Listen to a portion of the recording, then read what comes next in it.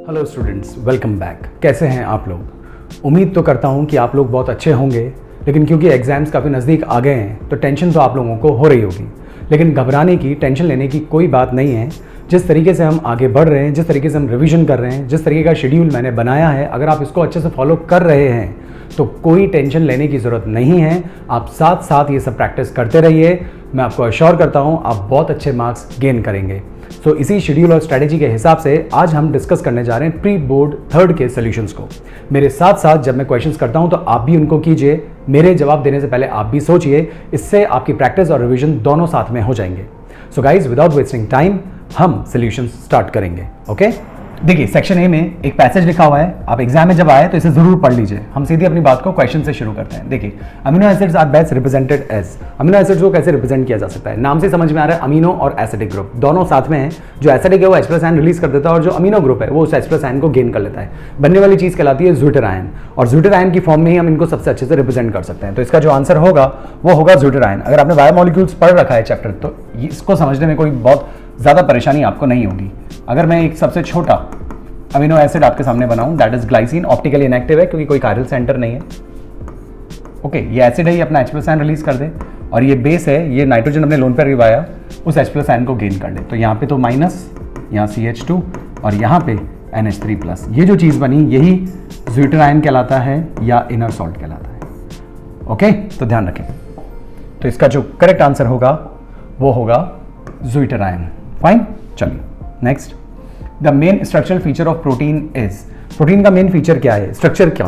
तो स्ट्रक्चर का main feature option देख के आइडिया लगाया जा सकता है। Ester linkage, ether linkage, peptide linkage and all of these. तो आंसर इज पेप्टाइड लिंकेज, क्योंकि जो प्रोटीन्स होते हैं उसके अंदर जो अमीनो एसिड्स होते हैं उसमें एक अमीनो एसिड दूसरे अमीनो एसिड से जिस लिंक से जुड़ता है उस लिंक को ही हम पेप्टाइड लिंकेज कहते हैं। फाइन, तो जो प्रोटीन्स के स्ट्रक्चर की मेन यूनिट है, स्ट्रक्चरल प्रॉपर्टी की यदि हम बात करें तो मेन फीचर की बात करें तो वो होता है पेप्टाइड लिंकेज, और ये एक अमाइड लिंक होता है।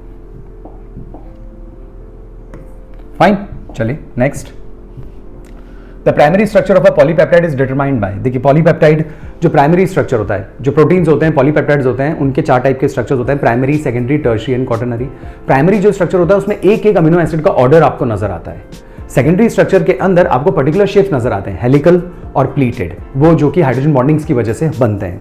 टर्शियरी स्ट्रक्चर के अंदर प्लीटेड फॉर्म्स और हेलिकल फॉर्म्स आपस में कंबाइन हो जाती है, और क्वाटरनरी के अंदर जो फॉर्म्स कंबाइन हुई है उन्हीं की डायमेरिक, ट्राइमेरिक, टेट्रामेरिक फॉर्म्स के ऊपर अगर हम बात करें तो क्वाटरनरी स्ट्रक्चर हो जाता है।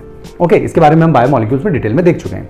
नाउ, तो अभी हमसे पूछा जाए कि प्राइमरी स्ट्रक्चर आपको क्या बताता है, तो आप सीधा सा जवाब देंगे the order of amino acid in the polypeptide, क्योंकि जो अमीनो एसिड्स होते हैं उनका एक जो सीक्वेंस होता है उसके बारे में हमें पता पड़ जाता है। तो ये सबसे इंपॉर्टेंट है। ओके, चलिए नेक्स्ट देखते हैं। Fourth, the simplest amino acid. ये बात मैंने अभी थोड़ी देर पहले ही आपको बोल दी, जो एग्जांपल लिया था। सिंपलेस्ट मतलब सबसे छोटा वाला अमीनो एसिड कौन सा है, and that is glycine. Structure अभी जो मैंने थोड़ी देर पहले बताया था वही था। तो this is the answer. Okay, now वापस एक पैसेज आ जाता है, पैसेज को आप पढ़ लें, ठीक है, आराम से। हम तो सीधे क्वेश्चंस पे आते हैं। रीजन असर्शन है, हम प्रैक्टिस पहले कर चुके हैं काफी क्वेश्चंस की, तो हम डायरेक्ट क्वेश्चन के ऊपर ही आएंगे। यहां देखिए, the OO bond length in ozone is identical with that in molecule oxygen. गड़बड़ हो गई। ये कहना चाह रहे हैं जो ऑक्सीजन के अंदर बॉन्ड लेंथ होती है ओजोन के अंदर भी वो की वही बॉन्ड लेंथ होती है। ये बात तो बिल्कुल गलत है, क्योंकि ऑक्सीजन में जो बॉन्ड लेंथ होती है वो तो आप देख सकते हैं प्योर डबल बॉन्ड होता है, जबकि आप ओजोन की बात करें तो ओजोन के अंदर एक तरफ डबल बॉन्ड होता है और एक तरफ सिंगल बॉन्ड होता है, और ये रेजोनेटिंग स्ट्रक्चर में एग्जिस्ट करता है।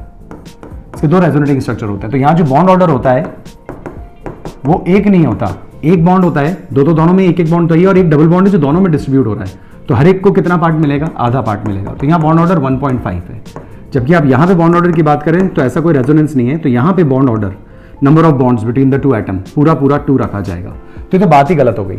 अब जब ये बात गलत हो जाती है तो आप समझ जाएं कि आपका जो मेन असर्शन है वही गलत हो गया है, ठीक है। तो फिर आगे तो आपको कुछ पढ़ने की जरूरत ही नहीं है। तो इसका ऑप्शन तो डी आ जाता है, क्योंकि जब भी आपका असर्शन गलत होता है तो डी, रीजन गलत होता है तो सी, और असर्शन सही है, रीजन भी सही है, उसको एक्सप्लेन भी करता है तो ए, और दोनों सही है लेकिन जो रीजन है वो असर्शन को एक्सप्लेन नहीं करता तो बी। तो ये बात तो तय है कि ये गलत हो गया, तो ये तो सही होगा ऑप्शन के हिसाब से। पढ़ लेते हैं। The ozone molecule is a resonance hybrid of 2 canonical structures. Structure आपके सामने, तो option is D. Next, both rhombic and monoclinic sulphur exist as acid but oxygen exist as O2। बिल्कुल सही है, सल्फर एसिड की फॉर्म में exist करता है, क्राउन शेप होता है, और ऑक्सीजन तो O2 अभी मैंने आपको बताया ही था, ठीक है। क्यों? Oxygen forms p p multiple bond due to small size and small bond length, but p bonding is not possible in sulphur. बिल्कुल परफेक्ट एक्सप्लेनेशन है। इसको पढ़ने से पहले रीजन असेशन कैसे करते हैं मैंने आपको बताया था कि जो भी असेशन दिया है उसका आंसर आप पहले खुद सोच लीजिए और फिर मैच कर लीजिए। अगर आपको कॉन्सेप्ट्स क्लियर हैं तो कोई इशू आएगा ही नहीं। अब ऑक्सीजन O2 की फॉर्म में क्यों एग्जिस्ट करता है, डायटोमिक क्यों है, वो आप जानते ही, क्योंकि ऑक्सीजन का साइज काफी छोटा है और छोटे साइज की जो मॉलिक्यूल्स होते हैं उनकी जो p ऑर्बिटल्स होती है वो बहुत अच्छे से कौन सा ओवरलैपिंग कर सकती है, कोलेटरल ओवरलैपिंग हो सकती है। छोटे साइज होंगे तो ऑर्बिटल्स भी छोटी होंगी, डेंसिटी ज्यादा होगी इलेक्ट्रॉन्स की, तो अच्छे से ओवरलैपिंग हो सकती है और प्रॉपर पाई बॉन्ड बन सकता है। इसीलिए ऑक्सीजन स्मॉल साइज की वजह से अच्छा पी मल्टीपल बॉन्डिंग शो करता है और O2 की फॉर्म में एग्जिस्ट कर सकता है। सल्फर की यदि हम बात करें तो ऑक्सीजन के जस्ट नीचे सल्फर होता है, लेकिन सल्फर का साइज बड़ा हो गया है। बड़ा साइज हो जाने की वजह से इसकी जो ऑर्बिटल्स होंगी वो भी जो ओवरलैप करने के लिए आएंगी, कोलेटरल ओवरलैपिंग, वो भी काफी बड़ी होंगी और इस वजह से प्रॉपर ओवरलैपिंग नहीं होती, क्योंकि बड़ी ऑर्बिटल्स की अगर हम बात करें तो ओवरलैपिंग में इलेक्ट्रॉन्स तो एक ही काम में आते हैं, तो काफी डिफ्यूज हो जाएंगे इन ऑर्बिटल्स में और डिफ्यूजन की वजह से यहां जो ओवरलैपिंग होगी उसका एक्सटेंट बहुत पुअर होगा और बॉन्ड बहुत वीकर बनता है। इसीलिए सल्फर S2 बनाकर डबल बॉन्ड बनाकर S2 में डबल बॉन्ड बनाकर एग्जिस्ट नहीं करता। तो फिर सल्फर कैसे एग्जिस्ट करता है? सल्फर एग्जिस्ट करता है क्राउन शेप की फॉर्म में, मतलब कि सिंगल बॉन्ड के फॉर्म में, इस फॉर्म में। यहां सल्फर है, यहां सल्फर है, यहां सल्फर है, 3 हो गए, 4 5 6 7 8, मतलब पॉलीएटॉमिक है। और यहां पे अगर आप देखें तो सारे सिंगल बॉन्ड्स हैं। तो जो सल्फर होता है वो डबल बॉन्ड नहीं बना पाता क्योंकि मल्टीपल बॉन्डिंग उसकी काफी वीक होती है, इसलिए वो सिंगल बॉन्ड बनाकर स्टेबल होता है।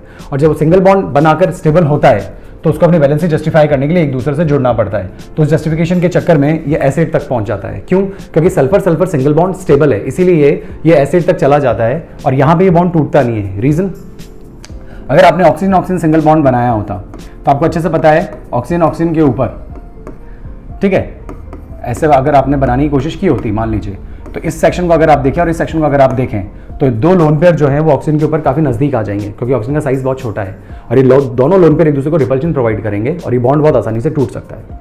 तो नटशेल में क्या बात सामने आती है? नटशेल में सीधी सी बात सामने आती है कि ऑक्सीजन O2 की फॉर्म में इसलिए एग्जिस्ट करता है क्योंकि एक तो ऑक्सीजन का सिंगल बॉन्ड काफी अनस्टेबल है, lone pair repulsion due to very small size of oxygen atoms. तो लोन पेयर बहुत रिपल्शन देते हैं और सिंगल बॉन्ड को तो तोड़ देंगे, लेकिन साइमल्टेनियसली इनकी पाई ओवरलैपिंग बहुत अच्छी होती है, इसलिए डबल बॉन्ड बन जाता है, लॉक लग जाता है और सिस्टम स्टेबल हो जाता है। जबकि सल्फर में अगर हम बात करें तो सल्फर के अंदर S2 फॉर्म हाईली अनस्टेबल है क्योंकि बड़े ऑर्बिटल्स हैं, पाई बॉन्ड जो बनाएंगे वो वीक बनेगा, लेकिन उनका सिंगल बॉन्ड कंपैरेटिवली स्टेबल होता है क्योंकि सल्फर का साइज ऑक्सीजन से अप टू डाउन जाने पे बढ़ जाता है और बड़ा साइज होगा तो लोन पेयर एक दूसरे से दूर होंगे, डिस्पर्स्ड भी होंगे बड़े साइज के ऊपर, तो आपस में जो रिपल्शंस होंगे लोन पेयर के वो बहुत कम होंगे। इसीलिए सल्फर के केस में सिंगल बॉन्ड कंपैरेटिवली स्टेबल होता है due to less repulsion between the lone pair of electrons. तो अगर आंसर देखा जाए तो बिल्कुल सही है, oxygen p multiple bonding show कर सकता है, ठीक है, एंड स्मॉल बॉन्ड लेंथ भी उसी के साथ, but p bonding is not possible in sulphur. तो दोनों बातें बिल्कुल परफेक्ट है, ये इसको एक्सप्लेन कर रहा है, तो answer is A. Oxygen shows anomalous behaviour, oxygen anomalous behaviour show करता है। अनॉमलस बिहेवियर मतलब कई सारे एक्सेप्शनल बिहेवियर होते हैं और वो क्यों होते हैं? क्योंकि ऑक्सीजन का साइज एक्सेप्शनली स्मॉल है, ये अपने ऑक्टेट को भी एक्सपेंड नहीं कर सकता और पी मल्टीपल बॉन्डिंग शो कर सकता है। यही ऑक्सीजन के अनॉमलस बिहेवियर के रीजंस हैं। यही रीजंस आप अगर इससे आप आगे चलेंगे तो ये ऐसे ही मिलते जुलते रीजन हम फ्लोरीन में भी देते हैं। ओके, तो पॉइंट अराइज कि ये जो अनॉमलस बिहेवियर है क्यों है, तो अब देखते हैं। It is due to its high electronegativity and absence of d orbital. बात बिल्कुल सही है, जो बातें मैंने बोली उसमें से डी ऑर्बिटल्स आ गई और इलेक्ट्रोनेगेटिव एटम हाईएस्ट तो नहीं है लेकिन सेकंड नंबर पे तो आता ही है। तो इसका अनॉमलस बिहेवियर इसकी हाई इलेक्ट्रोनेगेटिविटी की वजह से और एब्सेंस ऑफ डी ऑर्बिटल की एब्सेंस इसको ऑक्टेट एक्सपैंड नहीं करने देती, आपको अच्छे से पता होगा। कुल मिलाकर इसके चारों तरफ अगर बॉन्ड्स बना भी देंगे आप तो 4 बॉन्ड से ज्यादा बॉन्ड्स कभी आपको नजर नहीं आएंगे, क्योंकि एक बॉन्ड में 2 इलेक्ट्रॉन तो 4 बॉन्ड में 8 इलेक्ट्रॉन, और ऑक्टेट एक्सपैंड कर नहीं सकते क्योंकि वेकेंट डी ऑर्बिटल्स अवेलेबल नहीं है, सेकंड शेल को ही बिलोंग करते हैं। तो बात बिल्कुल सही जा रही है कि जो रीजन इन्होंने यहां बोला है ये भी बिल्कुल उसका एक्सप्लेनेशन है, राइट। तो ए आंसर इसका भी हो गया। Next, ozone is thermodynamically unstable. इसके बारे में हम पहले भी बहुत डिस्कस कर चुके हैं। ओजोन थर्मोडायनेमिक अनस्टेबल है और तुरंत टूटकर O2 में कन्वर्ट हो जाती है और काफी बड़ी अमाउंट में हीट लिबरेट करती है, राइट, क्योंकि O3 से ज्यादा स्टेबल O2 होता है। तो बात तो बिल्कुल सही है। Next, it's decomposition into oxygen results in liberation of heat in an increase in entropy. बात बिल्कुल सही है, यहां देख सकते हैं आप, मैं यहां पे बताता हूं, और वैसे ये बात हम देख भी चुके हैं। ओजोन इज O3 और ये टूट कर आपको क्या देगा? Thrice O2। सही बात है, जब ये टूटेगा तो बैलेंस्ड है और इसके टूटने पर काफी ज्यादा एनर्जी रिलीज होती है। तो डेल्टा H का साइन क्या आएगा? पॉजिटिव, सॉरी रिलीज हो रही है, रिलीज मतलब एक्सोथर्मिक, तो नेगेटिव। और एंट्रोपी क्या हो रही है? बढ़ी तो रही है। कैसे बढ़ रही है एंट्रोपी? 2 यूनिट्स हैं, O3 की 2 यूनिट्स हैं और कुल मिलाकर यहाँ पे 3 मॉलिक्यूल्स हो गए। तो आप कह सकते हैं यहाँ 2 मोल से 3 मोल आ गई स्पीशीज। यहाँ 2 है 3 है उससे कोई फर्क नहीं पड़ता, यहाँ 2 मॉलिक्यूल्स हैं और यहाँ पे 3 मॉलिक्यूल्स हैं। तो कहने का मतलब डिसऑर्डरनेस बढ़ी है।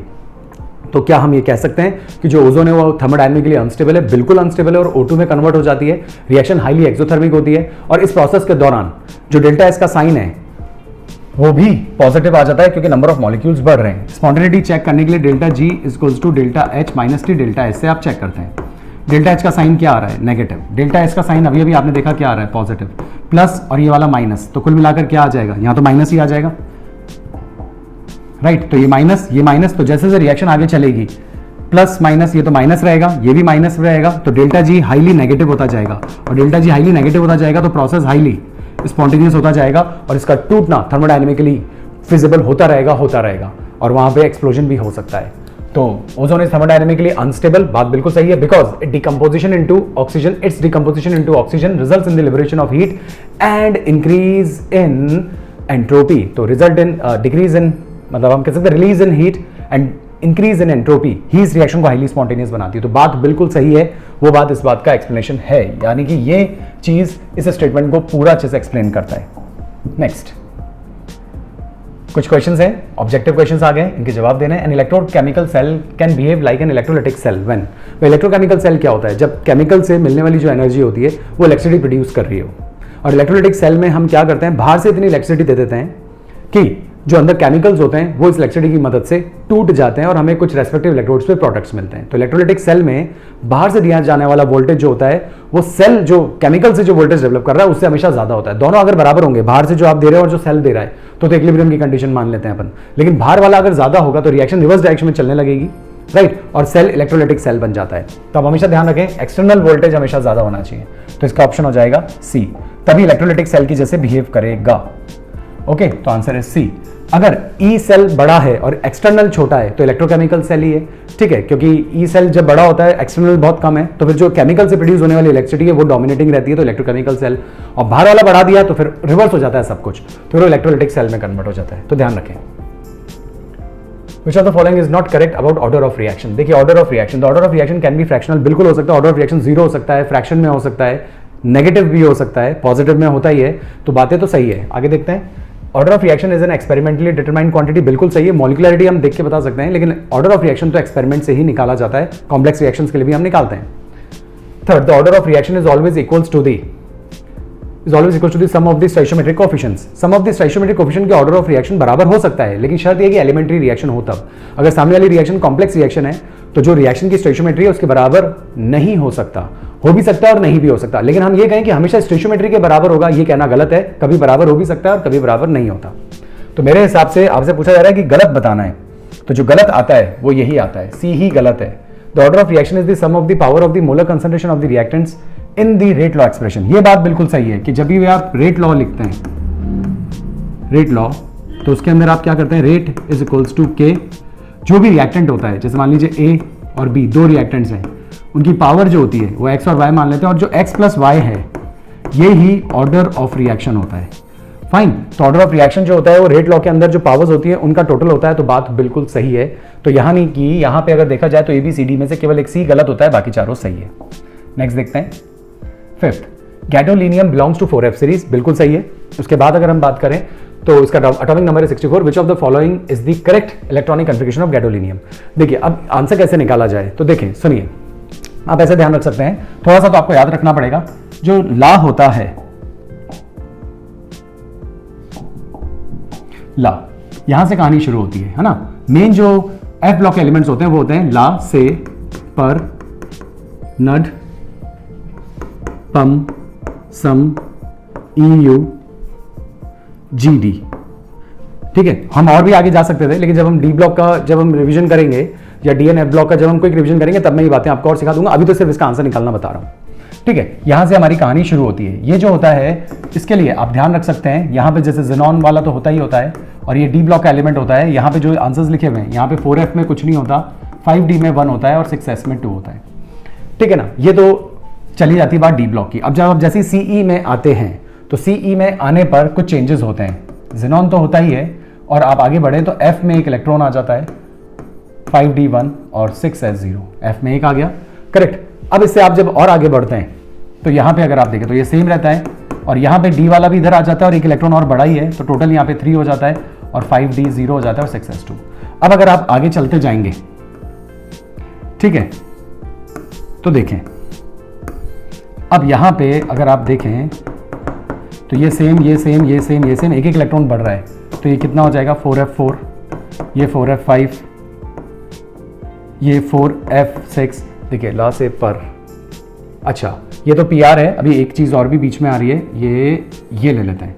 तो यहाँ पे जो ऊपर है वो हो जाएगा 4f4, ये हो जाएगा 5, ये हो जाएगा 6, ये हो जाएगा 7 और ये हो जाएगा 4f7 और 5d1 और 6s2। बिल्कुल सही। यहाँ पे ध्यान दें, मैं तो पहले तो ट्रिक बता देता हूँ आपको। देखिए ला जो होता है वो डी ब्लॉक का एलिमेंट होता है, और उसके बाद से पर नट पम सम यू गड, तो GD जो होता है वो किस नंबर पे आ रहा है, 7 नंबर पे आ रहा है। वापस से सुनिएगा, ला जो होता है वो डी ब्लॉक का होता है, फिर से शुरू करते हैं, से पर नट पम सम यू गड, GD 7 नंबर पे आ रहा है। ध्यान रखने का तरीका बता रहा हूं। अब सीरियम का जो पहला एलिमेंट होता है ना F ब्लॉक का, उसमें F में 1 होते हैं, ठीक है। उसके बाद जब आप नेक्स्ट पे आते हैं तो ये बात आपको ध्यान रखनी पड़ती है, हम बहुत बार पढ़ते हैं तो ध्यान रह ही जाएगा। अगला जो होता है, पहले वाले में तो S में 1 होता है और D में भी 1 होता है, दूसरे वाले के अंदर F में 3 हो जाते हैं और D से भी एक इलेक्ट्रॉन आ जाता है, इसलिए F3 हो जाते हैं और D 0 है। अब आप आगे चलेंगे तो यहाँ पे F4, F5, F6, F7, sorry F6, F7 और यहाँ पे भी F7 रहेगा, क्योंकि F7 हाफ फील्ड स्टेबल होता है। अब ये तो F7 तो रहेगा ही रहेगा। अब तक D में 0 चल रहा था, लेकिन एक इलेक्ट्रॉन तो यहाँ से आने में बड़ा ही है, वो एक इलेक्ट्रॉन वापस D में चला जाता है। तो जो GD होता है उसके लिए F7 D1 होता है, ये एक ट्रिक होती है। तो यहाँ पे अगर आप देखें तो F7 D1 यही हो गया, और कहीं पे कुछ भी आपको नजर नहीं आ रहा, तो इसका जो करेक्ट आंसर होगा वो होगा A, तो GD। बाकी हम जब DNF का कोई रिवीजन करेंगे तब मैं आपको और अच्छे से बताऊंगा, लेकिन अभी के लिए ट्रिक ध्यान रखिए, और हमेशा GD को आप ध्यान रख लीजिए। GD को जब आप हमेशा ध्यान रखेंगे, क्योंकि ये सेंटर में है, इसके पीछे और इसके आगे बीच में आप आ गए हैं, तो GD के लिए वैसे ध्यान भी रखते हैं मैक्सिमम स्टूडेंट। मैं भी आपसे जब मैं कोई रिवीजन कराऊंगा तब यही कहूंगा कि GD का आप आइडिया रखिए, F7 होते हैं, D में 1 होता है। अब आप जब आप आगे बढ़ेंगे तो सीधा F9 और D 0 हो जाएगा, और फिर उससे सारा पूरा सेट हो जाता है, और पीछे वाला तरीका मैंने आपको बताया ही बताया है, करेक्ट। तो ये चीज आप ध्यान रख सकते हैं। Now next, DNA and RNA contain 4 bases each, दोनों में 4 बेसेस होती है। AGC दोनों में कॉमन होता है, adenine, guanine and thymine. AGC cytosine, sorry. अब DNA और RNA में एक एक बेस अलग होती है। जो RNA होता है उसमें यूरेसिल होता है और DNA में थाइमिन होता है। तो यहां पे हमसे पूछा जा रहा है RNA and DNA contain 4 bases, which of the following base is not present in RNA। RNA में कौन सी बेस प्रेजेंट नहीं होती, तो RNA में यूरेसिल होता है, थाइमिन नहीं होता। तो हम यहां पे कहेंगे आंसर इज C। ओके, तो ये तो बिल्कुल याद करने जैसा ही है, correct. Now next 7, which of the following reaction is in the formation of cyanohydrin from propanone? अच्छा, is a type of reaction. भाई जब एल्डिहाइड पे जब आप HCN का अटैक करते हैं, ओके, तो ये रिएक्शन किस टाइप की होती है आपको अच्छे से पता होगी ये बात भी, ये तो हम रिवाइज भी कर चुके हैं। इसमें जब आप HCN का अटैक करेंगे तो ये इधर जाएगा, ये नेगेटिव, ये पॉजिटिव, ये बॉन्ड टूट जाता है, तो ये प्लस और ये माइनस, फाइन। तो इससे जो प्रोडक्ट बनता है वो साइनोहाइड्रिन बन जाता है, ऊपर OH आ जाएगा और यहाँ पे CN आ जाएगा, साइनोहाइड्रिन है। तो ये बात होता है कि एक एडिशन रिएक्शन है। तो 4 ऑप्शन में देखें जरा, सब्स्टिट्यूशन, सब्स्टिट्यूशन, एडिशन, एडिशन। अब 2 नाम आ गए, इलेक्ट्रोफिलिक एडिशन और न्यूक्लियोफिलिक एडिशन। अब एडिशन तो है, अब जो चीज पहले अटैक करती है उसके हिसाब से नाम दे देते हैं। अब पहले अटैक कौन करता है, तो पहले अटैक करता है न्यूक्लियोफाइल। तो न्यूक्लियोफाइल के पहले अटैक करने की वजह से इस रिएक्शन को हम कहते हैं न्यूक्लियोफिलिक एडिशन रिएक्शन। तो इसका जो करेक्ट आंसर होगा वो होगा ये। अब आपके दिमाग में बात आई होगी कि न्यूक्लियोफाइल ही पहले क्यों अटैक करता है, क्योंकि न्यूक्लियोफाइल जब पहले अटैक करता है तो जो इंटरमीडिएट बनता है, शॉर्ट में बताऊंगा, बाकी आप खुद समझ लीजिएगा, ठीक है। जो इंटरमीडिएट बनता है उसमें सबका ऑक्टेट कंप्लीट होता है, इसका भी ऑक्टेट कंप्लीट है, जब ये यहाँ आके जुड़ जाएगा तो इसका भी ऑक्टेट कंप्लीट है, और कार्बन का तो मान लीजिए यहाँ HH होता तो कार्बन का भी ऑक्टेट कंप्लीट है। इसीलिए न्यूक्लियोफाइल पहले अटैक करता है, क्योंकि न्यूक्लियोफाइल के अटैक करने पे जो इंटरमीडिएट बनता है उसमें सभी का ऑक्टेट कंप्लीट होता है और वो कंपैरेटिवली स्टेबल इंटरमीडिएट है। जबकि अगर आपने पहले H को अटैक किया होता तो यहाँ पे OH बन गया होता और कार्बन पे प्लस साइन रहता और कार्बन का ऑक्टेट इनकम्प्लीट होता। दैट्स व्हाई न्यूक्लियोफाइल का अटैक पहले होता है as compare to the electrophile, और क्योंकि जिसका अटैक पहले होता है हम नाम उसी को कहते हैं, उसी से नाम को शुरू करते हैं। That's why the addition is nucleophilic addition, ध्यान रख सकते हैं। Next 8, arrange the following acids in the order of increasing acidity. बढ़ता हुआ, सब बढ़ते हुए आ रहे हैं। सबसे ज्यादा एसिडिटी, मैंने आपको एक ट्रिक बताई है, minus I effect is directly proportional to the acidity.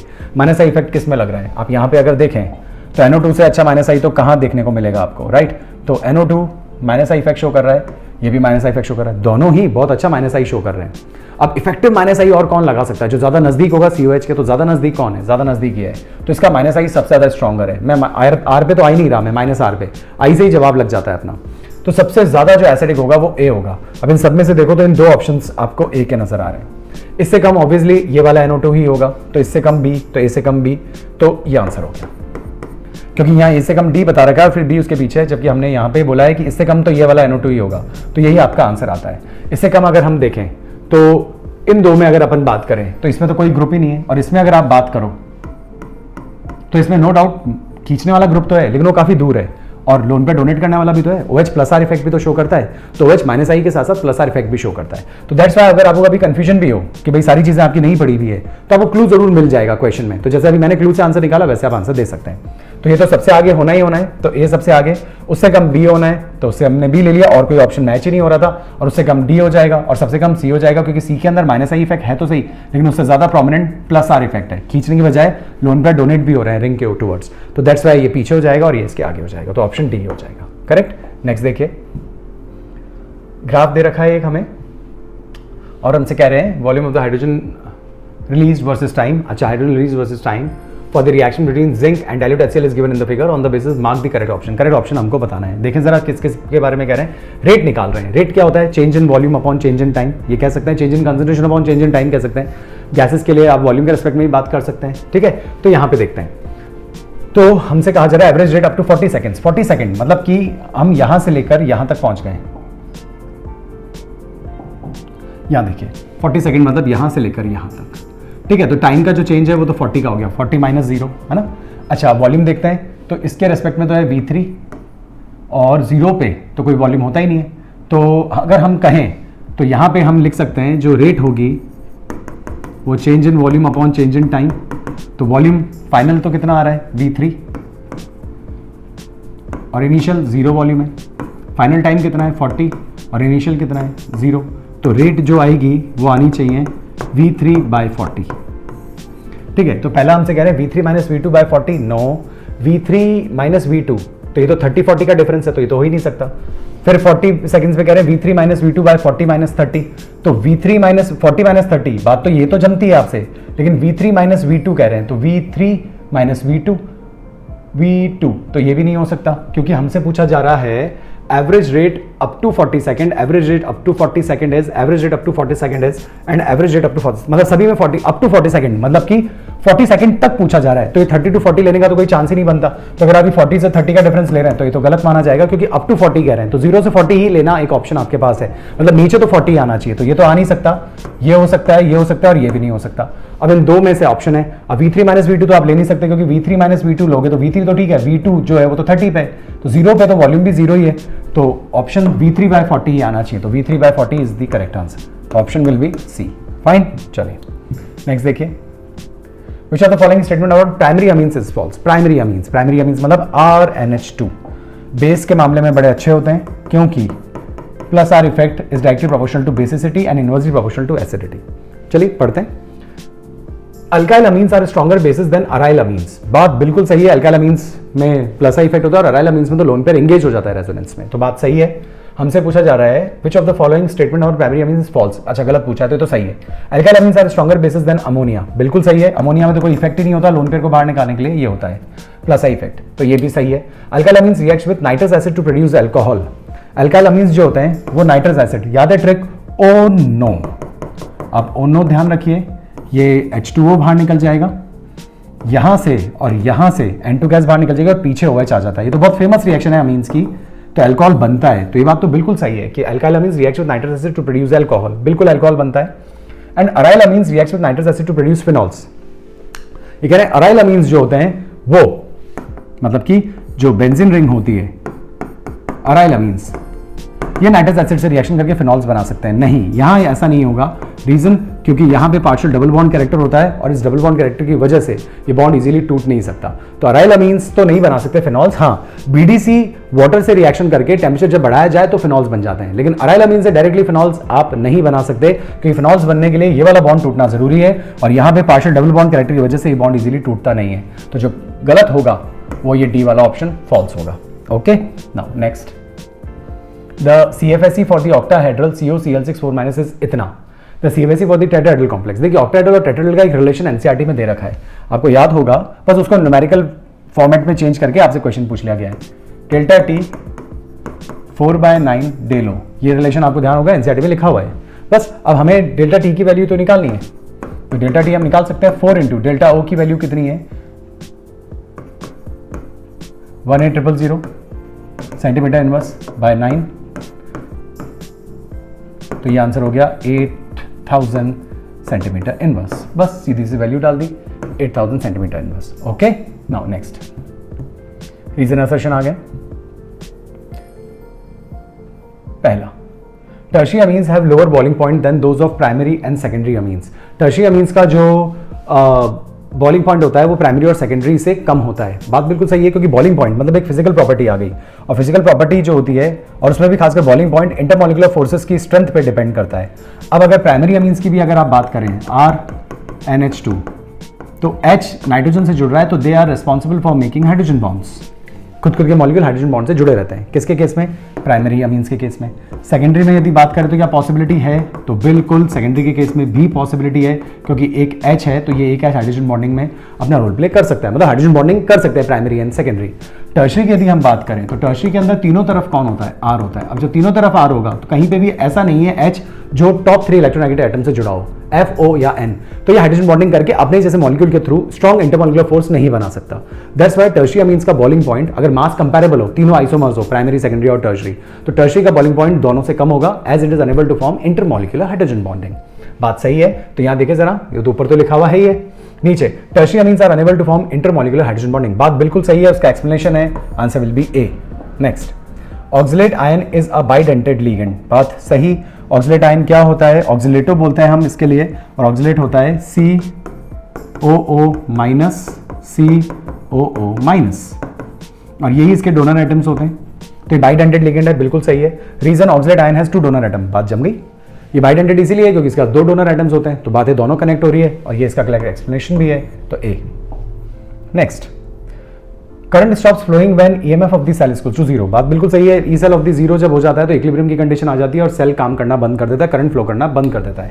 देख, हाँ, तो लिखा हुआ है equilibrium of the cell reaction is attained, बिल्कुल सही, ये बात सही है। और इक्विलिब्रियम आने पर ही सेल काम करना बंद करता है, और उस कंडीशन में हम ईएमएफ ऑफ द सेल को 0 मानते हैं। ध्यान रखें, ई नॉट ऑफ द सेल 0 नहीं होता। ई नॉट ऑफ द सेल 0 होता है यदि कंसंट्रेशन सेल्स हो, जो कि आपके सिलेबस में नहीं है, लेकिन दिमाग में रखें, अगर कंसंट्रेशन सेल की बात हो रही हो तो ई नॉट ऑफ द सेल 0, और अगर इक्विलिब्रियम आ गया हो और करंट फ्लो नहीं कर रहा है तो वो ईएमएफ ऑफ द सेल 0 होता है। स्टैंडर्ड ईएमएफ तो तभी 0 होगा जब कंसंट्रेशन सेल की बात होगी। तो ये बात यहाँ पे बिल्कुल सही है, और वो उसका करेक्ट एक्सप्लेनेशन भी है, तो यहाँ पे भी ए ऑप्शन।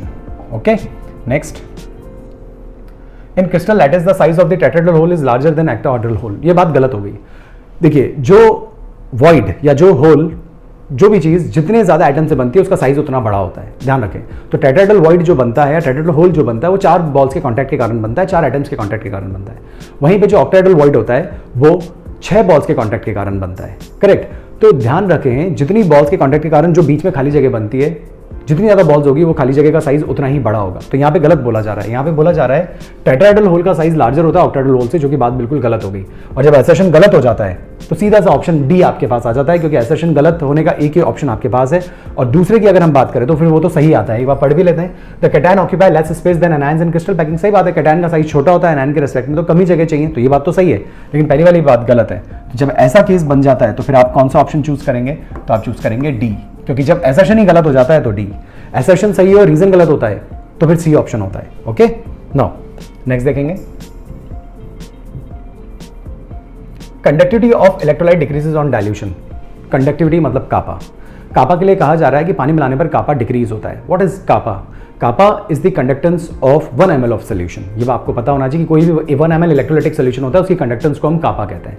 जब आप पानी मिलाएंगे तो जो 1 ml आपने ले रखा है, मान लीजिए उसमें पानी मिला दिया, वो 2 ml हो गया, करेक्ट। तो जो आयंस थे वो 1 ml में रहेंगे, 2 ml में फैल गए, लेकिन कंडक्टेंस तो आपको 1 ml की देखनी है, तो 1 ml में नंबर ऑफ आयंस कम हो जाते हैं। मेरी बात को आप समझ रहे हैं ना?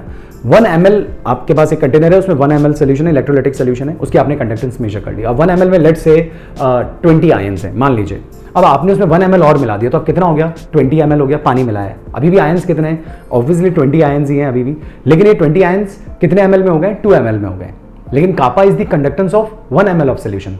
तो आप मुझे बताइए, होमोजेनस मिक्सचर अगर ये बन जाए और 20 ml में 20 आयंस हो, तो आप तो मुझे बताओ 1 ml में कितने आयंस होंगे? तो आपका जवाब आएगा 1 ml में 10 आयंस ही होंगे। तो अब आप सोचिए जरा, डाइल्यूशन करने से पर ml आयंस कम होते जाते हैं, क्योंकि पानी मिलाते जाएंगे तो आयंस फैलते जाएंगे, तो पर ml में नंबर ऑफ आयंस कम हो जाएंगे, और नंबर ऑफ आयंस कम हो जाएंगे तो पर ml की कंडक्टेंस भी कम हो जाएगी।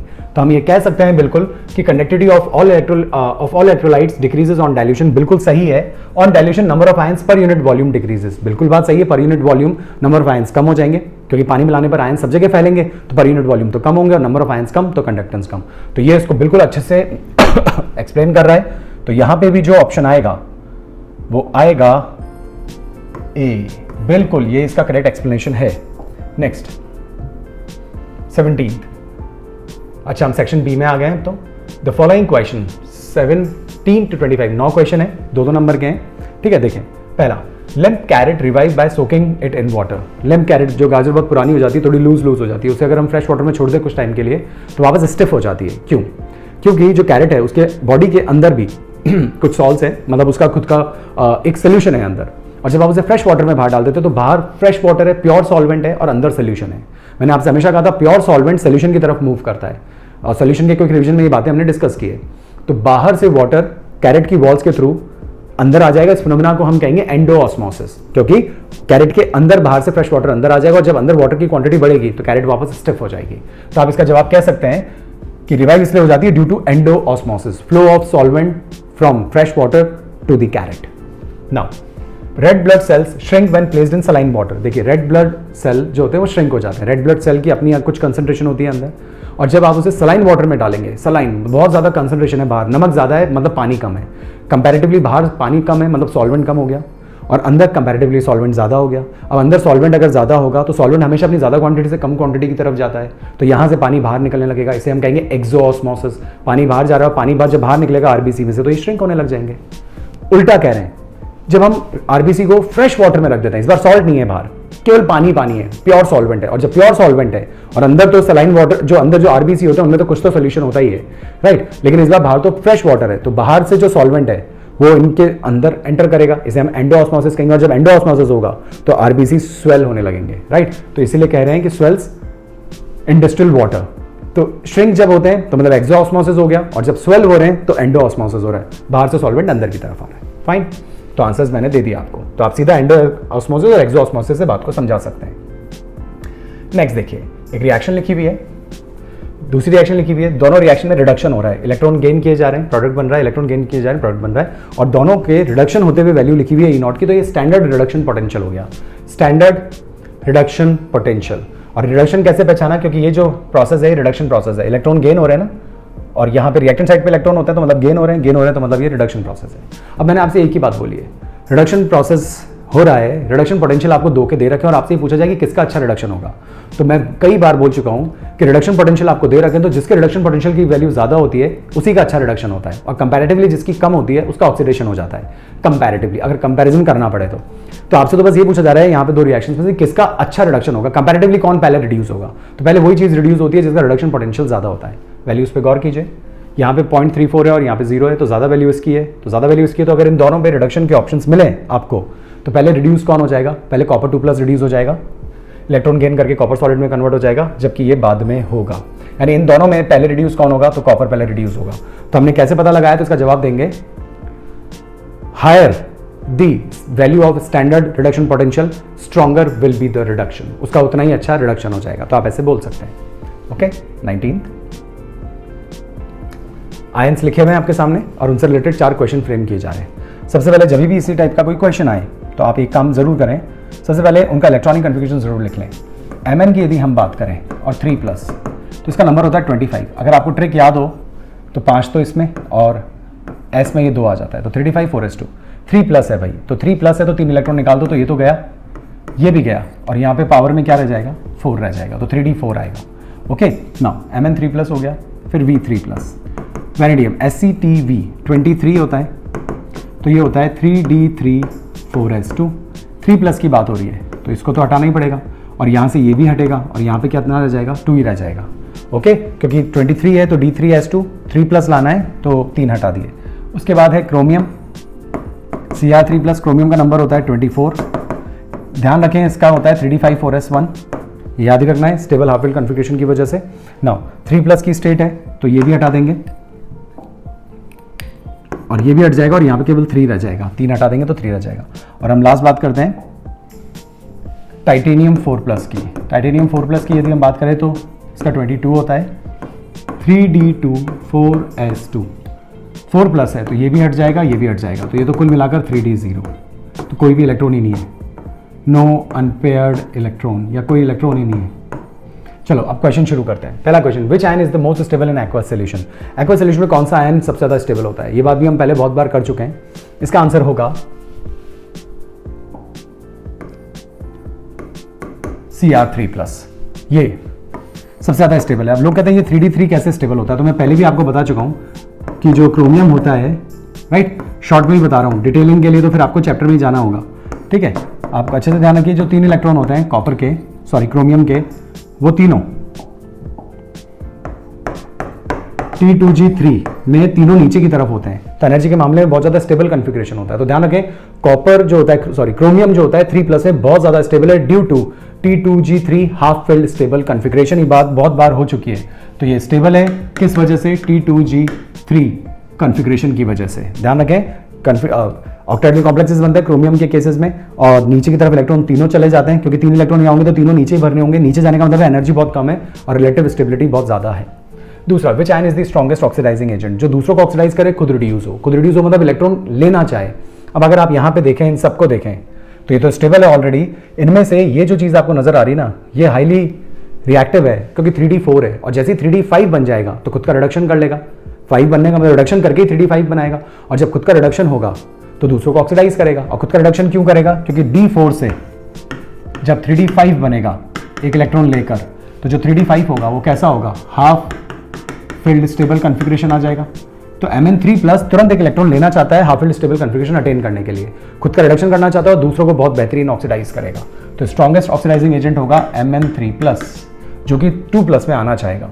विच आयन इज कलरलेस, जिसमें एक भी इलेक्ट्रॉन नहीं होगा वो कलरलेस होगा, वो तो आपको नजर ही आ गया होगा, दैट इज Ti4+, एक भी अनपेड इलेक्ट्रॉन नहीं है, दैट्स वाई।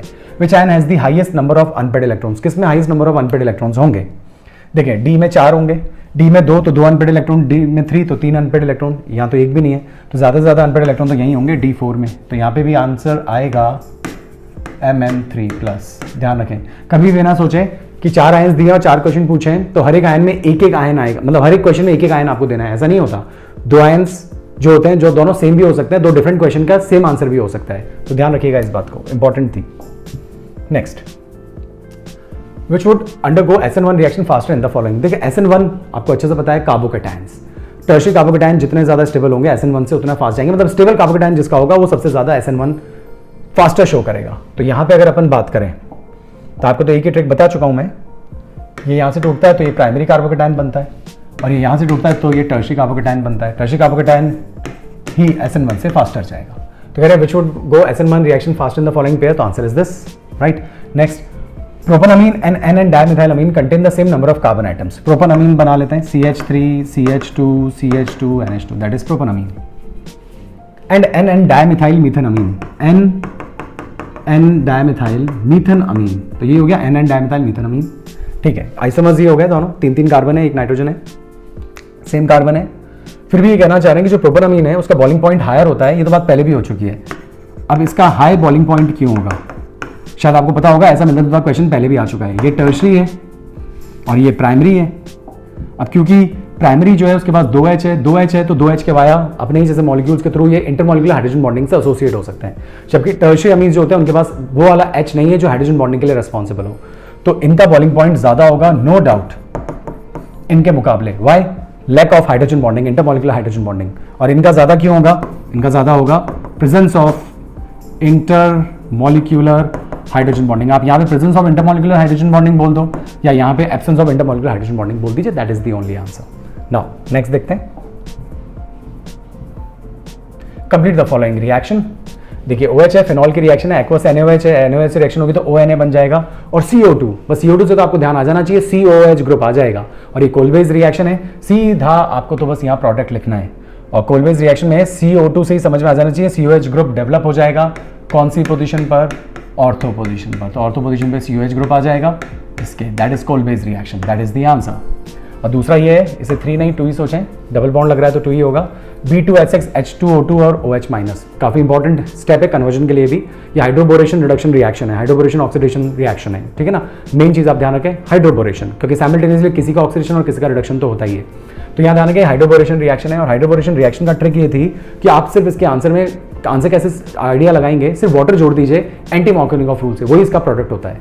तो वाटर जोड़ना है आपको डबल बॉन्ड पे एंटी मार्कोनिकॉफ रूल से, तो उसके हिसाब से इलेक्ट्रोनेगेटिव पार्ट वहां जाके जुड़ता है जहां हाइड्रोजन कम हो। तो वाटर का इलेक्ट्रोनेगेटिव पार्ट कौन सा होता है, तो वाटर का इलेक्ट्रोनेगेटिव पार्ट होता है OH, वो वहां जाके जुड़ेगा जहां हाइड्रोजन कम हो। ये तो होता है मार्कोनिकॉफ रूल, हमें लगाना है एंटी मार्कोनिकॉफ रूल, तो ये वहां जाके जुड़ेगा जहां हाइड्रोजन ज्यादा होंगे। तो हाइड्रोजन कहां ज्यादा है इन दोनों में से, यहां ज्यादा है, तो H तो इधर आएगा और OH इधर आएगा और ये बॉन्ड टूट जाएगा। तो इसका जो प्रोडक्ट आएगा वो आएगा CH3 CH2 CH2OH, प्रोपन 1 all, that is the answer. ध्यान रखें ये हाइड्रोबोरेशन रिएक्शन है और इसमें प्रोडक्ट एंटी मार्कोनिकॉफ रूल से वाटर को जोड़कर बनाया जा सकता है। फाइन, तो ध्यान रखें। नेक्स्ट देखते हैं 22, the molar conductivity of 1.5 m solution of an electrolyte is found to be this, calculate the conductivity of this solution. मैंने तो आपसे हमेशा एक ही बात बोली है, जब भी इस टाइप का क्वेश्चन आए सबसे पहले आप कापा इक्वल टू G लिख लो, काम में आता है नहीं आता है बात की बात है, पर आपको याद रहना चाहिए। अब हम यहाँ पे देखें तो हम लिख सकते हैं कापा इक्वल टू G, ठीक है, ये हमने लिख दिया। अब हमसे क्या दिया जा रहा है, हमसे मोलर कंडक्टिविटी दी जा रही है। अब देखिए इसमें मोलर कंडक्टिविटी तो कहीं है ही नहीं, लेकिन हमें तो मोलर कंडक्टिविटी तो दे दी गई है, तो इसका मतलब है कि ये फॉर्मूला यहाँ काम नहीं करेगा, कोई दूसरा फॉर्मूला। तो दूसरा फॉर्मूला जो इसके बाद आता है मोलर कंडक्टिविटी का, वो होता है lambda is equals to kappa into 1000 by C। अब इसके अंदर हमसे कंडक्टिविटी पूछी, मतलब कि कापा पूछा है, तो कापा की यदि हम बात करें तो lambda m into C upon 1000 यही होगा। तो इसकी वैल्यू आप निकालें तो मोलर कंडक्टिविटी की वैल्यू आपको दे रखी है 138.9 Simon centimetre square mole inverse. Concentration की वैल्यू अगर आप देखें तो 1.5 m मोल्स पर लीटर, और वही कन्वर्जन फैक्टर डालते हैं जब हम, तो मैंने आपको हमेशा कहा है कि चिंता ही ना करें, बस आप तो 1000 लगाइए, बस ये ध्यान रखिए कि इसके अंदर जो वैल्यूज चल रही है वो सेंटीमीटर में चलनी चाहिए। तो 100% आप तो बस इस फॉर्मूले में वैल्यूज पुट कीजिए, जब लीटर को आप सेंटीमीटर क्यूब में कन्वर्ट करेंगे तो अल्टीमेटली यही चीज़ आ जाएगी। तो इतना लोड लगाएं ना, सोचे ही ना, बस आप तो सीधा कापा की वैल्यू निकाल लीजिए। तो कुल मिलाकर इन दोनों को मल्टीप्लाई करके 1000 से डिवाइड करना है, आंसर आपके सामने आ जाएगा 0.208। आप चाहें तो मैं इसको बहुत अच्छे से एक्सप्लेन भी कर सकता हूँ, लेकिन यहाँ रिक्वायरमेंट नहीं है, आप इलेक्ट्रोकेमिस्ट्री का क्विक रिविजन जाकर देख सकते हैं। तो यहाँ पे बस आप ध्यान रखें, इसको सिंपली मल्टीप्लाई करके सॉल्व करना था, और ये जो लीटर है, ठीक है, ये सेंटीमीटर क्यूब में आ चुका है, तो नीचे की तरफ है सेंटीमीटर क्यूब में, और सेंटीमीटर क्यूब से सेंटीमीटर स्क्वायर कट जाएगा, तो अल्टीमेटली क्या बचेगा नीचे सेंटीमीटर इनवर्स, तो वो ऊपर आज मतलब सेंटीमीटर बचेगा नीचे, तो सेंटीमीटर इनवर्स आंसर आ जाएगा। और रही बात मोल की, तो मोल से मोल तो कैंसिल हो गए। तो जो 1000 आया ये उसी लीटर को सेंटीमीटर क्यूब में कन्वर्ट करने से आया। तो इतना कन्वर्जन करने की बजाय आप तो सीधा फॉर्मूला लगाइए, वैल्यूज डालिए, आंसर सीधा आपको मिल जाएगा। Okay, next 23rd, aluminum crystallizes in a cubic closed packed structure, its metallic radius is this। तो आपको बताना है what is the length of the side of the unit cell. देखिए ये जो क्वेश्चन है ये एनसीईआरटी का ही क्वेश्चन है, एक्सरसाइज में लास्ट में दिया हुआ है। अब कैसे करना है, length of the side of the unit cell आपसे कह रहे हैं CCP। अब जो CCP स्ट्रक्चर होता है, CCP वो बिल्कुल FCC जैसा ही होता है, या आप कह लीजिए FCC का ही दूसरा नाम CCP है। अब जब FCC के लिए Z की वैल्यू कितनी होती है 4, और इसके लिए जो रिलेशन हमने याद रखा वो √2a = 4a। ये दो बातें हमने ध्यान रखी हुई है। ओके, नाउ अब हमसे कहा जा रहा है रेडियस तो हमें दे दिया गया है और एज लेंथ निकालनी, मतलब a निकालना है, तो a निकालने के लिए 4r बाय √2 ही तो करना होगा। अब 4r 4 into r, what is r here 125 picometre by √2 1.414। Okay, बस अब आपको इसको सॉल्व करना है। आंसर आप देखें जरा, सेंटीमीटर में दे रखा है, और सेंटीमीटर में लाना भी जरूरी है क्योंकि यहाँ पे जो अगला क्वेश्चन है वो सेंटीमीटर में ही है, तो हम इसे चाहें तो सेंटीमीटर में चेंज कर सकते हैं। 1 picometre is equals to 10 to the power -10 centimetre. Picometre से पिकोमीटर कैंसिल हो जाएगा, बाकी को आप जब सॉल्व कर लेंगे तो आपको a की वैल्यू मिल जाएगी जो कि यहाँ पे है। Okay, fine. नाउ पॉइंट 2, अब आपसे कह रहे हैं how many unit cells are there in 1 centimetre cube of aluminium. ये हम सेकंड की बात कर रहे हैं। सेकंड में हमसे पूछा रहा है number of unit cell calculate कीजिए, और हमसे एल्यूमिनियम का बड़ा एक टुकड़ा है, उसका एक टुकड़ा दे दिया एल्यूमिनियम का, और कह रहे हैं इसका जो वॉल्यूम है वो वॉल्यूम है 1 centimetre cube. 1 centimetre cube volume का एक हमें एल्यूमिनियम का एक पीस दे दिया, और हमसे कह रहे हैं इसमें कितने यूनिट सेल्स होंगे। करेक्ट, बस अब आप ये पता लगा लें किसी भी तरीके से कि अंदर जितने यूनिट सेल हो वो नंबर तो हम निकाल लेंगे, लेकिन हमें एक यूनिट सेल का अगर वॉल्यूम पता पड़ जाए कि एक यूनिट सेल एल्यूमिनियम का जो यूनिट सेल होता है उसका एक का वॉल्यूम ये है, तो इतने वॉल्यूम में कितने यूनिट सेल होंगे, ये तो कोई भी क्वेश्चन कर सकता है, करेक्ट। तो अगर हमें नंबर ऑफ यूनिट सेल्स निकालने हो, ठीक है, और वॉल्यूम के रेस्पेक्ट में फॉर्मूला सेट करना हो, तो आप हमेशा ध्यान रखें कि टोटल जो वॉल्यूम आपको दिया जा रहा है वो तो 1 सेंटीमीटर क्यूब दिया जा रहा है, करेक्ट। ये तो टोटल जो क्रिस्टल है उसका वॉल्यूम आपसे बोला जा रहा है। इसे किससे डिवाइड कर दीजिए, एक जो यूनिट सेल है उसके वॉल्यूम से डिवाइड कर दीजिए। तो आप समझ गए ना कि एक यूनिट सेल के वॉल्यूम से अगर आप टोटल वॉल्यूम को डिवाइड कर दोगे तो आपके पास नंबर ऑफ यूनिट सेल आ जाएंगे। तो नीचे आप वॉल्यूम ऑफ यूनिट सेल ले लेंगे, ठीक है ना। वॉल्यूम ऑफ यूनिट सेल, तो ऊपर तो 1 सेंटीमीटर क्यूब चलना ही है। वॉल्यूम कैसे निकलता है, वॉल्यूम निकलता है ए क्यूब, सही बात है। अब आपको ए पता होना चाहिए, ए अभी अभी आपने ऊपर कैलकुलेट कर रखा है, तो कुल मिलाकर 1 और ये सेंटीमीटर क्यूब में आ जाएगा, तो सेंटीमीटर क्यूब से सेंटीमीटर क्यूब कैंसिल हो जाएगा और अल्टीमेटली नीचे आपको 3.53 का क्यूब लेना है और ये इंटू 10⁻⁻8 का भी क्यूब हो जाएगा। तो ये -24 ऊपर जाकर 10⁻24 और इसको आपको फिर सॉल्व करना पड़ेगा और जब आप सॉल्व करेंगे तो एक्जैक्टली आपको ये आंसर्स मिल जाएगा। तो इतने यूनिट सेल्स होंगे। तो कभी भी वॉल्यूम के रिस्पेक्ट में बात हो रही हो और यूनिट सेल कैलकुलेट करना हो तो कितने वॉल्यूम में उन्होंने यूनिट सेल पूछे आप वो निकाल सकते हैं। आप तो ऐसे कर लीजिए, नहीं तो आप ऐसे रिलेट करके भी क्वेश्चन कर सकते हैं। जैसे कैसे रिलेट कर सकते हैं, आपको पता है कि ए क्यूब एक यूनिट सेल का वॉल्यूम है, करेक्ट।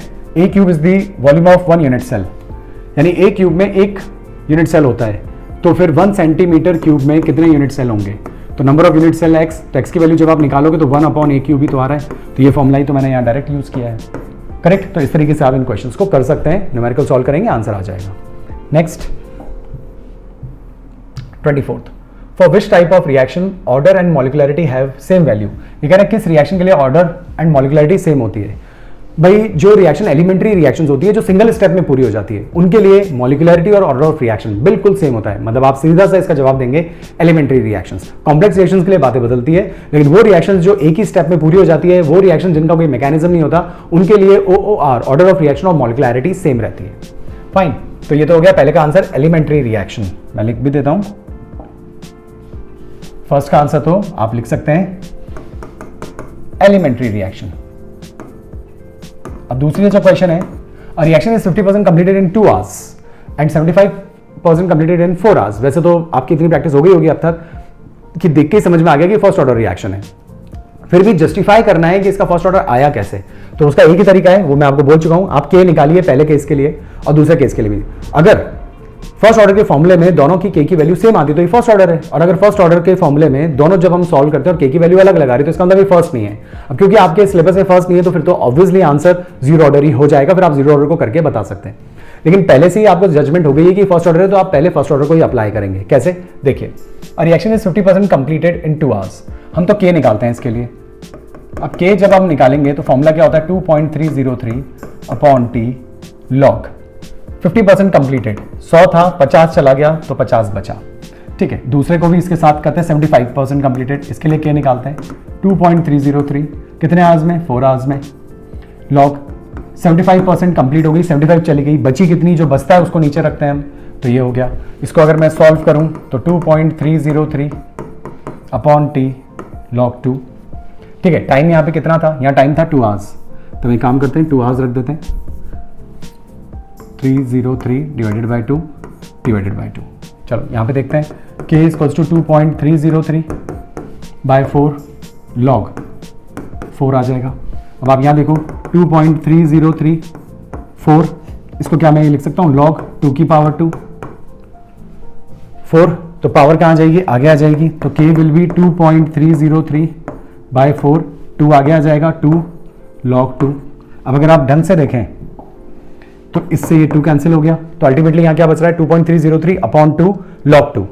यहाँ पे देखिए 2.303/2 log 2, इसका मतलब है दोनों को जब आप सॉल्व करोगे तो के की वैल्यू बिल्कुल सेम आएगी। के की वैल्यू क्या आएगी, log 2 की वैल्यू आपको दी हुई होगी, वैसे भी आप ध्यान भी रख सकते हैं, और जब आप सॉल्व करेंगे तो के की वैल्यू आपको इससे भी वही मिलेगी और इससे भी वही मिलेगी। फिर आप कह सकते हैं क्योंकि दोनों के केसेस में के की वैल्यू सेम आ रही है फर्स्ट ऑर्डर का फॉर्मूला रखने पर, that's why this reaction is first order reaction. Okay, चलिए, तो यहाँ पे भी अपनी बात कंप्लीट हो जाती है, 24th क्वेश्चन पूरा हो जाता है। अब हम बात करते हैं 25th क्वेश्चन की। यहाँ देखिए, arrange the following hydrides of group 16 in decreasing order of acidic strength. देखिए क्वेश्चन भी बहुत बार आ चुका है। एसिडिक स्ट्रेंथ मतलब H+ आयन आप कितना अच्छे से बाहर निकाल सकते हैं। जितना अच्छे से H+ आयन रिलीज किए जाएंगे उतना ज्यादा एसिडिक नेचर होगा। तो जितना साइज डिफरेंस ज्यादा होता है बॉन्ड आसानी से टूट जाता है। अप डाउन जाने पर साइज बढ़ता जाता है, ऑक्सीजन से बड़ा साइज सल्फर से बड़ा साइज सेलेनियम से बड़ा साइज टी। तो हमें ये बात समझ में आ गई होगी कि अप डाउन जाने पर क्योंकि साइज बढ़ता है तो बॉन्ड डिसोसिएशन एनर्जी कम होती है, बॉन्ड जल्दी टूटेगा, जल्दी एच बाहर जाएंगे, ज्यादा एसिडिक नेचर होगा। फाइन, तो इन सब में से हमसे बोला है डिक्रीजिंग ऑर्डर, तो सबसे ज्यादा कौन होगा? सबसे ज्यादा होगा जिसमें साइज डिफरेंस सबसे ज्यादा है, तो साइज डिफरेंस सबसे ज्यादा है H2TE में, तो इसका बॉन्ड सबसे जल्दी टूटेगा, जल्दी एच सप्लाई होंगे, ज्यादा एसिडिक होगा। इससे कम H2SE, साइज डिफरेंस थोड़ा और कम और सबसे कम तो H2O होगा क्योंकि H और ऑक्सीजन के बीच में साइज डिफरेंसेस कम है, बॉन्ड डिसोसिएशन एनर्जी बहुत ज्यादा है, इजीली H निकलेगा नहीं, एसिडिक नेचर बहुत कमजोर होगा। That is the order first. Second की बात करते हैं, थर्मल स्टेबिलिटी। थर्मल स्टेबिलिटी भी वही चीज हो जाती है कि गर्म करने पर कौन जल्दी टूट जाएगा, कौन लेट टूटेगा। जिसका बॉन्ड वीक होगा वो जल्दी टूट जाएगा, वो थर्मली कम स्टेबल होगा। तो हमसे कह रहे हैं decreasing order of thermal stability, तो सबसे ज्यादा स्टेबल कौन होगा? जिसमें टूटने की कैपेसिटी सबसे कम होगी, और सबसे कम टूटने की कैपेसिटी उसमें होगी जिसमें साइज डिफरेंसेस कम होंगे, बॉन्ड स्ट्रॉन्ग होगा। तो सबसे कम टूटने की कैपेसिटी H2O की होगी, ये थर्मली सबसे ज्यादा स्टेबल होगा। इससे कम H2S, इससे कम स्टेबल H2SE, और सबसे कम स्टेबल H2TE, ये सबसे जल्दी टूट जाएगा, इसीलिए थर्मल स्टेबिलिटी इसकी सबसे कम होगी। और सबसे जल्दी टूट रहा है तभी तो सबसे ज्यादा H दे रहा है, इसीलिए इसकी एसिडिटी सबसे आगे थी। ओके, लेकिन इन ऑर्डर्स को जरूर ध्यान रखिए, डिक्रीजिंग ऑर्डर में पूछा है तो ये एरो इसी तरीके से लगाने हैं आपको, ठीक है, साइन यही वाला लगेगा ना। नेक्स्ट देखते हैं, नेक्स्ट आता है सेक्शन सी। देखिए सेक्शन सी के जो क्वेश्चंस हैं वो 5 क्वेश्चन है, और पांचों क्वेश्चन जो हैं वो 3-3 नंबर के हैं, ठीक है। तो हम सेक्शन सी जो है उसे शुरू करते हैं। देखिए, arrange the following compounds as directed, जो बोला जा रहा है उसके हिसाब से आपको इन कंपाउंड्स को अरेंज करना है। ओके, देखिए अब इस क्वेश्चन में आप देखें तो रिएक्टिविटी टुवर्ड्स HCN के टुवर्ड्स रिएक्टिविटी पूछी जा रही है। अब ये नहीं बोला कि इंक्रीजिंग ऑर्डर देना है कि डिक्रीजिंग ऑर्डर देना है, जब कुछ भी ना बोला जाए तो अपनी चॉइस से कोई भी ऑर्डर आप ले सकते हैं। बस आपको ये पता होना चाहिए कि HCN के टुवर्ड्स जो रिएक्शन होती है वो न्यूक्लियोफिलिक एडिशन रिएक्शंस होती हैं, और इन रिएक्शन के टुवर्ड्स एल्डिहाइड बहुत ज़्यादा एक्टिव है as compare to the ketone due to steric reasons and electronic reasons. तो बस ध्यान रखें, एल्डिहाइड को ज़्यादा एक्टिव बताना है, कीटोन्स को कम बताना है। अगर एरोमेटिक कंपाउंड्स भी इंट्रोड्यूस हो जाते हैं तो एरोमेटिक एलिफेटिक के मुकाबले कम होते हैं, लेकिन कुछ भी हो जाए एल्डिहाइड्स को कीटोन से आपको हमेशा आगे रखना है, चाहे एलिफेटिक हो चाहे एरोमेटिक हो।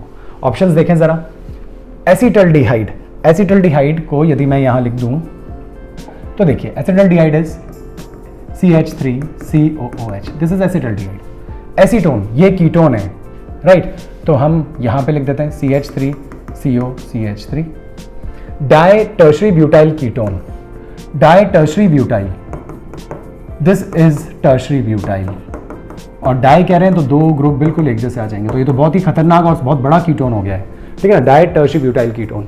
और मिथाइल टर्शरी ब्यूटाइल कीटोन, मतलब एक ही तरफ बड़ा ग्रुप है, लेकिन है तो ये भी कीटोन, ये भी कीटोन, एसीटोन ये भी कीटोन, केवल एक यही एल्डिहाइड है। तो यह बताया कि एल्डिहाइड तो सबसे आगे आना ही आना है, एक्टिविटी का ऑर्डर कुछ भी रख सकते हैं क्योंकि कुछ हमसे मेंशन नहीं करा गया है। तो हम सबसे आगे तो किसको रखेंगे? एसिटल्डिहाइड सबसे ज्यादा एक्टिव माना जाएगा रिएक्शन नेटवर्क। अब कीटोन्स होते हैं, अब कीटोन्स में जिसमें जितना ज्यादा स्टेरिक हिंड्रेंसेस होगा उस पर अटैक उतना स्लो होता है, तो सबसे ज्यादा हिंडर्ड कौन लग रहा है? ये वाला लग रहा है, तो डाई टर्शरी ब्यूटाइल जो है वो सबसे पीछे हो जाएगा, तो एसिटल्डिहाइड सबसे आगे, और तीनों ही कीटोन्स है, तीनों ही कीटोन्स में ये सबसे कम हिंड्रेंस है, 2 CH3 छोटे छोटे ग्रुप है, तो इससे कम रिएक्टिव एसीटोन। अब इससे कम चले तो यहाँ तो 2 बल्कि ग्रुप्स आ गए, तो ये तो सबसे कम रिएक्टिव होगा, इससे बेटर तो ये वाला होगा, तो फिर आ जाएगा मिथाइल टर्शरी ब्यूटाइल, क्योंकि इसमें एक तरफ हिंड्रेंसेस कम है। और लास्ट में कौन आ जाएगा? लास्ट में आपका आ जाएगा ये वाला डाई टर्शरी ब्यूटाइल कीटोन। आगे बात समझ में? तो ऑर्डर ध्यान रखिए, एल्डिहाइड सबसे आगे, उससे कम कीटोन, और कीटोन पे जितना ज्यादा भीड़ भाड़ होगी एक्टिविटी उतनी कम हो जाएगी। वेरी इंपॉर्टेंट, ध्यान था, ठीक है, तो ध्यान रखें। In increasing order of their acidic strength, अब एसिडिक स्ट्रेंथ के इंक्रीजिंग ऑर्डर पे जमाना है। अब ध्यान रखें, जब भी इंक्रीजिंग ऑर्डर आ जाए तो आप पहले से एरो सेट कर लीजिए कि हाँ ये वाले एरो लगने हैं, ये इंक्रीजिंग ऑर्डर होता है। Acidic strength directly proportional to the minus I effect. अब देखें जरा, Br माइनस शो करता है, Br माइनस शो करता है, CH3 एल्किल ग्रुप्स हैं, ये तो प्लस आई शो करता है, तो इनकी एसिडिटी तो सबसे कम होगी। मान लीजिए मैं थोड़ी देर के लिए इसको फर्स्ट मान लूँ, इसको सेकंड मान लूँ, और इसको थर्ड मान लेते हैं, तो ईजी होगा अपने लिए। तो सबसे कम कौन आ जाएगा? तो सबसे कम आ जाएगा फर्स्ट। अब इन दोनों में बात करें, दोनों में Br है, दोनों ही माइनस आई इफेक्ट शो करते हैं, लेकिन इफेक्टिव माइनस आई कब लगता है? जब ज्यादा नजदीक होता है COH के, तो ये ज्यादा नजदीक नजर आ रहा है, ये ज्यादा नजदीक नजर आ रहा है, तो देखिए ये तो इसके जस्ट नेक्स्ट कार्बन पर ही है, जबकि ये इसके नेक्स्ट टू नेक्स्ट कार्बन पर है, तो इसका माइनस आई ज्यादा स्ट्रॉन्गर होगा, तो ये सबसे ज्यादा एसिडिक होगा। तो हम इसको सबसे आगे रख देते हैं, इसको तो हटा ही दो। सेकंड सबसे ज़्यादा, और जो थर्ड वाला है वो इससे थोड़ा सा कम होगा क्योंकि इसमें Br थोड़ा सा दूर हो गया है, और ये तो सबसे कम होगा क्योंकि इसके अंदर तो -I की बजाय +I इफेक्ट काम कर रहा है, दैट्स वाई। नाउ तो ये आंसर भी समझ आ गया होगा।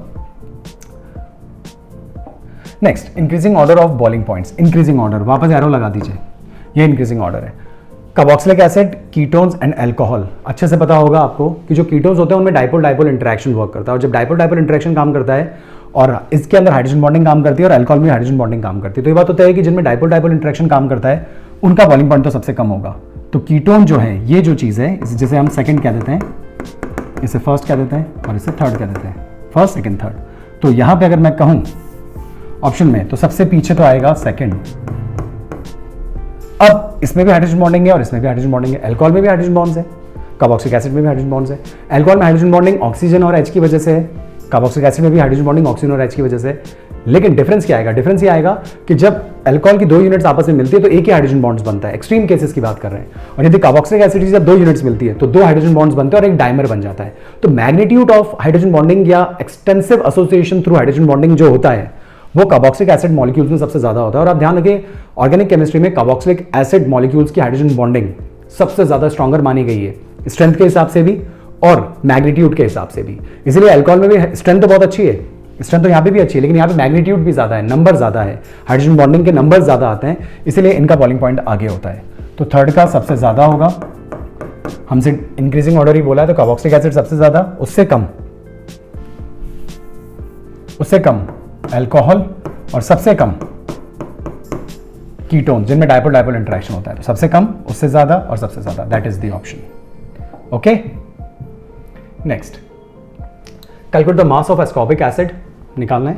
सोल्यूशन चैप्टर का क्वेश्चन है, ठीक है। And freezing in lowering in freezing point 1.5 degree Celsius कहा जा रहा है। देखिए, फ्रीजिंग पॉइंट पर जब भी नाम आ जाए, ठीक है, डिप्रेशन इन फ्रीजिंग पॉइंट आ जाए, तो आपको एक ही फॉर्मूला याद रखना है, the formula is delta TF equals to I into KF into molality. Delta TF depression in freezing point 1.5 degree Celsius या केल्विन बोलो, एक ही बात है, चेंज है तो वैल्यू सेम रहेगी। I एस्कॉर्बिक एसिड, और हमसे कुछ बोला नहीं जा रहा, और I की कैटेगरी में हम इनको रखते भी नहीं है, काफ़ी वीक एसिड है, तो I की वैल्यू तो 1 ही मान के चलो आप। KF की वैल्यू दी हुई होनी चाहिए, दैट इज 3.9।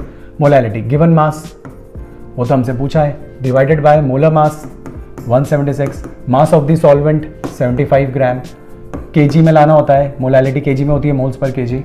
तो ये चीज़, अब इन सब में से आपको किसकी वैल्यू निकालनी है? W की। जैसे आप W की वैल्यू निकालेंगे, ग्राम्स में आपको आंसर मिलेगा 5.07 ग्राम्स। तो बस W की वैल्यू आप निकाल लीजिए, सॉल्व कर लें, 1.5 इंटू 176, 75 अपॉन 3.9 इंटू 1000 आपको आंसर मिल जाएगा। ओके, नेक्स्ट देखिए, give reasons for the following. कह रहे स्कैंडियम केवल एक ही ऑक्सीजन स्टेट शो करता है, एंड दैट इज +3। जवाब कहाँ छुपा है? जवाब छुपा हुआ है इसके इलेक्ट्रॉनिक कन्फिग्रेशन में। स्कैंडियम का नंबर कितना होता है? 21, 3d1 4s2। जब s में से 2 इलेक्ट्रॉन निकल जाते हैं तो ये कह सकते थे कि +2 भी तो शो कर सकता था, लेकिन 2 इलेक्ट्रॉन निकल जाने के बाद d में रखा एक इलेक्ट्रॉन कोई एक्सचेंज तो कर नहीं सकता और हाईली अनस्टेबल होता है, इसलिए थोड़ी सी एनर्जी से ये तीसरा इलेक्ट्रॉन भी बाहर निकल जाता है। इसीलिए स्कैंडियम केवल और केवल एक ही ऑक्सीजन स्टेट शो करता है, एंड दैट इज 3+। तो the only oxygen state shown by scandium is +3। Yes, अब पूछ रहे हैं गिव रीजंस, ऐसा क्यों? तो आप कह देंगे 1 electron in d subshell is highly unstable, बस इतना सा आप बोल देंगे तो वो तीसरा इलेक्ट्रॉन भी s के साथ बाहर निकल जाता है और +3 ऑक्सीजन स्टेट स्टेबल आ जाती है। सेकंड, तो जवाब क्या देना है? जवाब देना है D1 electronic configuration is highly unstable, बस इतना बोलना है। TiH2O6 4+ इज कलरलेस, यानी कि यहां पे अगर आप Ti की ऑक्सीजन स्टेट निकालेंगे तो +4 ही आ रही है, और Ti की +4 अगर आप लेकर आएंगे तो इसका नंबर होता है 22, 3d2 4s2, +4 लाएंगे तो 3d0, no unpaired electron, no unpaired electron मतलब कलरलेस ही आएगा, तो ये कलरलेस हो जाता है। तो ये बात समझ में आ गई, no unpaired electrons. Fine. Now MnO is basic while Mn2O7 is acidic. देखिए, इसके लिए मैं एक ट्रिक बता देता हूँ, ध्यान रखिए। Oxygen state is directly proportional to acidity, ये ट्रिक आप ध्यान रखना, और ये आंसर में भी आप लिखोगे तो कभी मार्क्स नहीं कटेंगे। Oxidation state is directly proportional to acidity. जितनी ज़्यादा ऑक्सीजन स्टेट होगी, एसिडिटी उतनी ज़्यादा होगी, और जितनी कम ऑक्सीजन स्टेट होती जाएगी, एसिडिटी उतनी कम होती जाएगी और बेसिक कैरेक्टर आ जाता है। तो अब आप यहाँ देखिए जरा, ये कह रहे हैं MnO इज बेसिक और Mn2O इज एसिडिक। सीधा ऑक्सीजन स्टेट से जवाब दीजिए। Mn की ऑक्सीजन स्टेट +2 है, लोअर ऑक्सीजन स्टेट में ऑक्साइड्स बेसिक नेचर रखते हैं, और हायर ऑक्सीडेशन स्टेट में जो ऑक्साइड्स होते हैं वो एसिडिक नेचर रखते हैं। इसीलिए जो इंटरमीडिएट ऑक्सीडेशन स्टेट्स वाले ऑक्साइड्स होते हैं उनका नेचर एम्फोटेरिक होता है। फाइन, तो यहाँ पे आप जवाब सिर्फ इतना सा बोलेंगे, लोअर ऑक्सीजन स्टेट की वजह से ये बेसिक है and it is acidic due to the highest oxidation state, that's all. इसके अलावा आपको कुछ भी नहीं लिखना। Now next, give one chemical test to distinguish between the following pair of compounds. देखिए सामने अगर आप देखें तो अमीन्स आपको नजर आ रहे हैं, इनको डिस्टिंग्विश करना है और एक एक टेस्ट बताना है। टेस्ट में आप रिएक्शन जरूर लिखें, लेकिन उनको करने से पहले आपको यह पता होना चाहिए कि ये अमीन्स कौन से हैं। तो यहाँ पे यदि देखा जाए तो पहला है मिथाइलअमीन। मिथाइलअमीन की यदि हम बात करें तो ये हुआ प्राइमरी अमीन, और डायमिथाइलअमीन मतलब ये हो गया सेकेंडरी अमीन। सेकेंडरी और टर्शियरी तो डायरेक्ट ही दे रखा है आपको। और इथाइलअमीन प्राइमरी एलिफेटिक है ये, और एनालीन है तो प्राइमरी लेकिन एरोमेटिक। अब आपको टेस्ट पूछ रहे हैं भाई किस किस टेस्ट से आप डिस्टिंग्विश कर सकते हैं। प्राइमरी और सेकेंडरी को जब डिस्टिंग्विश करना हो, प्राइमरी इन्वॉल्व हो जाए, तो मेरा सजेशन आपको ये है कि हमेशा आइसोसाइनाइड टेस्ट या काबिल टेस्ट आप यूज कीजिए। आपसे कहा जा रहा है मिथाइलअमीन है, तो मैं पहले वाले के लिए आप सिर्फ CH3NH2 क्लोरोफॉर्म एंड आप KOH लगा दीजिए। ओके, प्रोडक्ट में क्या लिखेंगे CH3NC, बस आपका काम हो गया। इसके नीचे ये लिखना जरूर याद रखें कि फाउल ऑर्डर आती है, उसी से हम पहचानते हैं मिथाइल आइसोसाइनाइड है, करेक्ट। और बाकी तो बाय प्रोडक्ट थ्राइस KCl बाहर निकल जाता है एंड ट्वाइस H2O, वो सारी चीज़ें एक्स्ट्रा है, बस ये फाउल ऑर्डर ध्यान रखना है। जबकि डायमिथाइलअमीन में रिएक्शन करने की जब आप कोशिश करेंगे तो एरो कर क्रॉस कर दीजिए, क्योंकि उसमें रिएक्शन नहीं होती। पहला हो गया। दूसरा कह रहा है सेकेंडरी एंड टर्शियरी। आप सेकेंडरी और टर्शियरी को कैसे डिस्टिंग्विश करोगे? हिंसबर्ग रिएजेंट से डिस्टिंग्विश करोगे। कैसे शो करोगे? या देखिए सेकेंडरी के लिए, अब सेकेंडरी तो आप अपनी चॉइस का कोई भी ले लीजिए, तो RNHR ले लीजिए। कौन सा रिएजेंट डाल दीजिए? Hinsberg reagent. हिंसबर्ग रिएजेंट याद होगा आपको, ये था बेंजीन सल्फोनिल क्लोराइड। यहाँ से H और यहाँ से Cl बाहर निकल जाएगा, और यहाँ पे RNR, ठीक है। यहाँ से H और यहाँ से Cl बाहर निकल गया, तो इससे कौन जुड़ जाएगा? SOO, और ये रिंग आ गई। रिंग SOO, Cl और H बाहर निकल गए, तो सीधा S से N जुड़ गया। और ये इसका कैसा PPT होता है? White PPT। NN dialkyl benzene sulphonamide हम इसको कहते हैं। NN dialkyl benzene sulphonamide, white PPT आ जाता है। और ये रिएक्शन जब आप किसके साथ करने की कोशिश करेंगे? टर्शरी के साथ। ये टर्शरी अमीन है, सेम चीज़ आप जब लोगे तो आप क्रॉस कर देंगे, कोई रिएक्शन नहीं होती टर्शरी में। तो एक में वाइट PPT आएगा और एक में कुछ नहीं होगा। फाइन। नाउ तीसरा जो है वो है इथाइलअमीन एंड एनालीन। देखिए ये भी काफ़ी इंपॉर्टेंट है। इथाइलअमीन की यदि आप बात करें तो CH3 CH2NH2, यहाँ पे हम नाइट्रस एसिड से रिएक्शन करेंगे। आप एरो पे लिख सकते हैं NaNO2 + HCl। 0 to 5 डिग्री नहीं भी लिखेंगे तो भी चल जाएगा, इसके अंदर तो चलता ही है काम, ठीक है। ट्रिक क्या थी याद है? ओ नो, मैंने आपसे बताया भी था, पहले भी आया था ये, कि यहाँ से तोड़ दीजिए, यहाँ से तोड़ दीजिए, ये O, ये N और ये OH। ओ नो, H2O बाहर, N2 गैस बाहर, और यहाँ क्या बनेगा? यहाँ बनेगा CH3 CH2OH। ये बन गया आपका अल्कोहल, और साथ में क्या चीज़ बाहर निकल गई? नाइट्रोजन गैस और H2O। और नाइट्रोजन गैस जब बाहर निकलती है तो उससे हम पहचान लेते हैं कि जो आपका अमीन है वो कौन सा अमीन है? एलिफेटिक अमीन है, क्योंकि एरोमेटिक अमीन्स में नाइट्रोजन गैस बाहर नहीं निकलती, वहाँ पे BDC बन जाते हैं। तो ये चीज़ आपको ध्यान रखनी चाहिए। अब जैसे एनालीन अगर लिखा होता और आप कहते हैं कि हम सेम रिएक्शन करेंगे जैसी ऊपर हुई है, तो सेम रिएक्शन नहीं होती, ठीक है। ऊपर हो जाती है, यहां नहीं होती, जैसे यूं तोड़कर। क्यों? क्योंकि रेजोनेंस की वजह से यहां पर 0 to 5 डिग्री पर ये टेम्परेचर लिखना बहुत जरूरी है। और यहां तो आप NaNO2 लिख ही सकते हैं, और ये टेम्परेचर अगर आपने नहीं लिखा तो मार्क्स कट जाएंगे, ध्यान रखना। 0 to 5 डिग्री, अगर इससे ऊपर का टेम्परेचर चला जाएगा तो फिर तो हो जाएगी रिएक्शन, वही नाइट्रोजन गैस बाहर निकल जाएगी। लेकिन 0 to 5 डिग्री टेम्परेचर आपको मेंटेन करना है। और सेम कंडीशन में जब आप रिएक्शन कराते हैं तो यहाँ नाइट्रोजन गैस बाहर नहीं निकलती, बल्कि यहाँ पे कौन फॉर्म हो जाता है? BDC फॉर्म हो जाता है, बेंजीन डायजोनियम क्लोराइड फॉर्म हो जाता है। इस वजह से कोई ब्रिस्क एफर्वेसेंस नहीं आता। तो मान लीजिए एक टेस्ट ट्यूब में एलिफेटिक अमीन्स है, इथाइलअमीन है, और दूसरी में एनालीन है। मैंने कहा पहचानिए कौन एनालीन है और कौन इथाइलअमीन है। तो आपको दोनों में फ्रेशली प्रिपेयर्ड नाइट्रस एसिड डालना है, दैट इज NaNO2 और HCl, और दोनों का कोशिश करें टेम्परेचर 0 to 5 डिग्री पर रहे। अब दोनों में से एक टेस्ट ट्यूब के अंदर ब्रिस्क एफर्वेसेंस आएगी, जिसमें से ब्रिस्क एफर्वेसेंस आ रही है वो कौन सा अमीन है? वो है एलिफेटिक अमीन्स, ये वाला। और जिसमें कुछ भी नहीं हुआ उसके अंदर आप कह सकते हैं एरोमेटिक अमीन्स है। पर ध्यान रहे टेम्परेचर 0 to 5 डिग्री ही रहेगा। टेम्परेचर अगर हाई कर दिया, रूम टेम्परेचर पे रिएक्शन करी तो टेस्ट फेल हो जाता है, दोनों में से नाइट्रोजन गैस बाहर निकल जाती है। तो ध्यान रखिएगा। इंपॉर्टेंट बात थी ये भी। नेक्स्ट हमने 29 किया, right. 30 write the mechanism of the acid catalyse dehydration of ethanol to yield ethene. अब भाई आपको डिहाइड्रेशन करना है, इस टाइप के मैकेनिज्म जो होते हैं वो बहुत बार आए हैं बोर्ड्स में, तो आपकी प्रैक्टिस तो होनी चाहिए। अब ये कहना चाह रहे हैं डिहाइड्रेशन किसका कर रहे हैं भाई, अल्कोहल का कर रहे हैं। क्या ऑब्टेन कर रहे हैं, इथीन ऑब्टेन कर रहे हैं। ये जो काम होता है ना ये काफ़ी हाई टेम्परेचर पर होता है, स्ट्रॉन्ग एसिड, कंसंट्रेटेड एसिड की प्रेजेंस में। अब आपको स्टेप्स लिखने होते हैं। अब स्टेप्स के अंदर क्या है भाई, CH2OH, ये रहा एसिडिक मीडियम, ये अपने लोन पेयर के वाया इस पर अटैक करेगा, यहाँ बनेगा प्रोटोनेटेड अल्कोहल। मैं जो बोल रहा हूँ उस पर ध्यान रखिएगा, मैं यहाँ लिख नहीं रहा, स्टेटमेंट सिर्फ मैकेनिज्म बता रहा हूँ। तो पहले स्टेप को आप बोल सकते हैं फॉर्मेशन ऑफ प्रोटोनेटेड अल्कोहल, चाहे तो आप अपनी कॉपी में लिख भी सकते हैं, ठीक है। तो पहला हो गया प्रोटोनेटेड अल्कोहल का फॉर्मेशन। नेक्स्ट स्टेप, अब जो आपकी प्रोटोनेटेड अल्कोहल बनी, ठीक है, वो चीज़ यहाँ तैयार है। इसमें बहुत ही अच्छा एक लिविंग ग्रुप प्रेजेंट है। तो लिविंग ग्रुप कौन है, यहाँ लिविंग ग्रुप है H2O। तो यहाँ से कौन सी चीज़ बाहर निकल जाएगी, H2O, क्योंकि जब डिहाइड्रेशन करते हैं तो वाटर तो बाहर निकलना ही निकलना है, तो H2O हम बाहर निकाल देंगे। तो H2O बाहर निकलेगा तो यहाँ पे एक कार्बोकैटायन बन जाएगा। कार्बोकैटायन हमेशा स्टेबल बनाए, नहीं है तो रीअरेंजमेंट करके स्टेबल बनाइए। कॉम्पिटेटिव में जनरली आता है, बोर्ड्स में तो यही स्टेबल है, ठीक है, प्राइमरी कार्बोकैटायन है। और थर्ड स्टेप जो होता है, तो आप पहले स्टेप में क्या बोल सकते हैं, formation of protonated alcohol, second में बोल सकते हैं फॉर्मेशन ऑफ कैटायन, और थर्ड में बोल सकते हैं फॉर्मेशन ऑफ इथीन, या इसे आप डीप्रोटोनेशन भी बोल सकते हैं, क्योंकि जो आपने कैटलिस्ट H+ काम में लिया अब उसको हटाना भी तो पड़ेगा। देखिए मैंने इसी को लिखा है यहाँ पे, ये H, फाइन, इसे हम कहते हैं डीप्रोटोनेशन। अब इस स्टेप के अंदर इस बॉन्ड के इलेक्ट्रॉन यहाँ शिफ्ट कर दें, तो यहाँ से कौन सी चीज़ बाहर निकल जाएगी, जो कैटलिस्ट आपने काम में लिया था वो बाहर। यहाँ पे कौन सा साइन, नेगेटिव, पॉजिटिव, दोनों मिलकर क्या बना लेंगे, ये लीजिए, दोनों मिलकर बॉन्ड बना लेंगे। These are the steps for this mechanism. I hope आपको अच्छे से बात समझ में आ गई होगी। नाउ नेक्स्ट देखिए सेक्शन डी, ये लास्ट सेक्शन है। 3 क्वेश्चंस आते हैं, 5-5 नंबर के क्वेश्चंस होते हैं, ठीक है। स्टेप्स बहुत ज़्यादा होते हैं उनमें, मतलब आप ये कह सकते हैं कि पार्ट्स बहुत ज़्यादा होते हैं। तो बात एक जैसी है, जैसे क्वेश्चंस आपने अभी करे हैं वैसे ही क्वेश्चंस होते हैं, ठीक है। स्टेप्स बढ़ गए, बस आप देखें।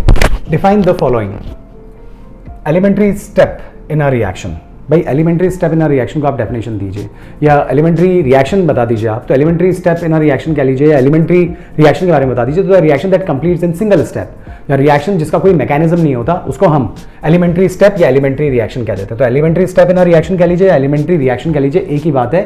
The reaction that completes in one step, okay. तो उसे हम कहते हैं elementary step in a reaction, वो स्टेप जिसके अंदर एक ही बार में रिएक्शन पूरी हो गई हो। Rate of reaction, change in concentration upon change in time is rate of reaction, change in concentration per unit time is rate of reaction। बस इतना सा लिखना है, फॉर्मूला बताना होता है। नाउ यहाँ पे अगर हम बात करें तो following data are obtained for the reaction, कुछ वैल्यूज दे रखी हैं, show that the it follows first order reaction. वापस सेम क्वेश्चन आ गया, तरीका बदल देंगे बस, ठीक है ना। वैल्यूज प्रेजेंटेशन बदल दिया है, बाकी क्वेश्चन वही है। कैलकुलेट दी हाफ लाइफ, पहले तो ये बताओ कि ये फर्स्ट ऑर्डर रिएक्शन है। अब फर्स्ट ऑर्डर रिएक्शन प्रूव करना है तो क्या करना होगा, वही K निकालना है, उसके फॉर्मूले में वैल्यूज डालनी है, और 2 बार K निकालेंगे, दोनों बार K की वैल्यू क्या आ जानी चाहिए, सेम आ जानी चाहिए। अब यहाँ तो आपको पहले से क्या रखा है, फर्स्ट ऑर्डर है। आप कैसे करोगे, आप करोगे K इक्वल्स टू 2.303, यहाँ से यहाँ तक का डिफरेंस ले लो तो कितना है 300 लॉग, प्रोडक्ट ये है लॉग। आप ऐसे कह लीजिए, जो मतलब फाइनल कंसंट्रेशन है, प्रोडक्ट तो क्या बोले, फाइनल कंसंट्रेशन, ये इनिशियल कंसंट्रेशन, ये हो गई। 0 से 30 पे जाने पर पहले तो ये थी 1.6 और बाद में 0.8 ही रह गई। तो इनिशियल कितनी थी, हमने थोड़ा सा मिस्टेक कर दिया, हमने उल्टा लिख दिया, मैं वापस बोल देता हूँ। इनिशियल, ठीक है, इनिशियल अपन कितना था और कितना है, तो कितना था 1.6 इंटू 10⁻², कितना है 0.8 इंटू 10⁻²। फाइन, एक तो K ऐसे निकल जाएगा। देखें ज़रा यहाँ पे, इसको जब हम सॉल्व करें तो सीधी सी बात है, यहाँ पे जो पावर है वो क्या आ जानी चाहिए, 2 आ जानी चाहिए, मतलब सॉल्व करने पर 2 आ जानी चाहिए, log 2, और log 2 2.303/300। अब अपन एक काम करते हैं, कोई भी चेंज ले लो, आप ये वाला चेंज ले लो या ये वाला चेंज ले लो, 2 बार सॉल्व करना होता है। तो K इक्वल्स टू 2.303, आप जो बोलें, हम चाहें तो ये पूरा चेंज ले लेते हैं एक बार। तो 0 से यहाँ पे चेंज कितने का हो गया 600, फाइन। लॉग इनिशियल कंसंट्रेशन देखें ज़रा, तो यहाँ पे कितनी आ रही है 1.6 into 10⁻² upon final concentration 0.4 into 10⁻²। तो अगर आप इसको देखें तो ये कितनी बार आ जाएगा, ये 4 टाइम्स आ जाएगा। अब जब ये 4 टाइम्स आ जाएगा तो इसे आप क्या लिख सकते हैं, 2 की पावर 2, तो 2 बाहर आ जाएगा, और जब 2 बाहर आ जाएगा तो ये से कट कर 300 आ जाएगा, तो अल्टीमेटली वही चीज़ तो आ रही है। सेम एग्जैक्टली अभी मैंने थोड़ी देर पहले सेम क्वेश्चन किया था, तो आप चाहें तो इसको 2.303 अपॉन 600 लॉग 2 की पावर 2 लिख सकते हैं। तो ये क्या हो जाएगा, k equals to 2.303 upon 600 log 2, और 2 को आप बाहर निकाल लेंगे, तो k इक्वल्स टू 2.303 अपॉन 600, 2 बाहर आ गया और लॉग 2। अब इस 2 से ये कट के 300 हो गया, तो ये वैल्यू और ये वैल्यू बिल्कुल सेम आएगी फर्स्ट ऑर्डर के फॉर्मूले में रखने में, तो आंसर विल बी दिस। तो एक बार k निकाल लेंगे और k की वैल्यू यहाँ शो कर देंगे, और k निकालना भी पड़ेगा क्योंकि नेक्स्ट स्टेप में आपसे हाफ लाइफ पूछ रहे हैं, और फर्स्ट ऑर्डर के लिए हाफ लाइफ का जो फॉर्मूला होता है वो होता है t half equals to 0.693 upon k। k की वैल्यू आपके पास आ चुकी है, उसकी वैल्यू यहाँ पुट कर देंगे, तो t हाफ आपको मिल जाएगा 300 सेकेंड्स। ओके, आई होप आपको बात समझ में आ गई होगी, ये क्वेश्चन पूरा हो जाता है। Now next 30 second, complete the following chemical reaction equations. In reactions को कंप्लीट करना है, कोशिश करें कि वो बैलेंस रहे हमेशा। देखिए Xg है और H2O है, इसके ऊपर बात हो रही है। ओके, नाउ अब इसके अंदर क्या कह रहे हैं, इसमें हमसे कह रहे हैं कि रिएक्शन को कंप्लीट करनी है, हाइड्रोलिसिस करना है। देखिए 6F है, ठीक है, और इससे H भी 6 होने चाहिए, तो आप यहाँ पे तो पहले लगा दीजिए 3, तो 3 से 6H हो गया और 6F हो गए, तो ये क्या आ जाएगा 6HF। अब Xg कितना 1 और ऑक्सीजन कितने हैं 3, तो XgO3, ठीक है। ज़ीनॉन ट्राईऑक्साइड ये कलरलेस एक्सप्लोसिव सॉलिड है, ठीक है ना, क्योंकि ज़ीनॉन के कंपाउंड स्टेबल होते ही नहीं है, नोबेल गैसेस के कंपाउंड रूम टेम्परेचर पे स्टेबल नहीं होते, तो एक एक्सप्लोसिव सॉलिड है। लेकिन वो तो बात की है, बस ये ध्यान रखिए कि ये इसका हाइड्रोलिसिस हो गया है। अभी आपसे ये नहीं बोला गया कि आप पार्शियल हाइड्रोलिसिस कीजिए, ठीक है, नहीं तो मेंशन किया जा सकता है कि भाई 1 यूनिट से रिएक्शन करनी है, 2 से करनी है। जब कुछ भी ना बोला जाए तो आपको कंप्लीट हाइड्रोलिसिस करना है, और कंप्लीट हाइड्रोलिसिस में जितने H फ्लोरीन को लेकर जा सकते हैं उतने आप निकाल दीजिए। दैट्स व्हाई हमने HF बाहर निकाल दिया 6HF, और बचाओ product is XgO3, CH3Cl KNO2। ध्यान रखिए AgNO2 और KNO2, जब भी KNO2 होता है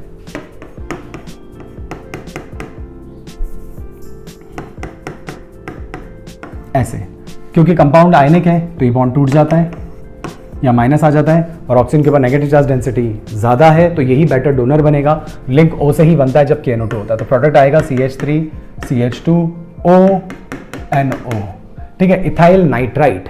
और अगर AgNO2 होता तो लिंक फिर N से बनता और फिर उसे हम नाइट्रो इथेन कहते हैं। क्वेश्चन पहले भी आ चुका है। नाउ अब आपसे कह रहे हैं predict the shape and the asked angle 90 और मोर और लेस, ठीक है। आपको पहले शेप बताना है इसका, और फिर बताना है कि जो एंगल आएगा वो 90 से ज्यादा होगा कि कम होगा। देखें SO3 माइनस,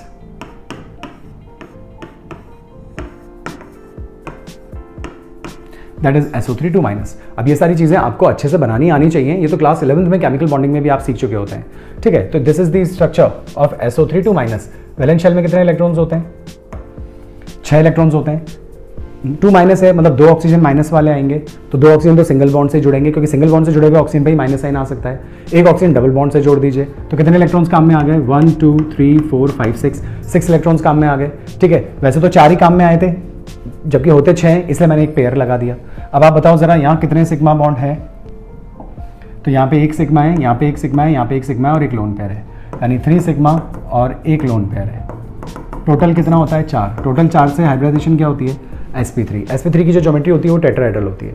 लेकिन जब एक लोन पेयर आ जाता है तो शेप जो होता है, शेप जिसकी ये बात कर रहे हैं वो होता है पिरामिडल, और जब शेप पिरामिडल होता है तो जो बॉन्ड एंगल होता है वो लेस देन आता है 109 डिग्री 28 मिनट से।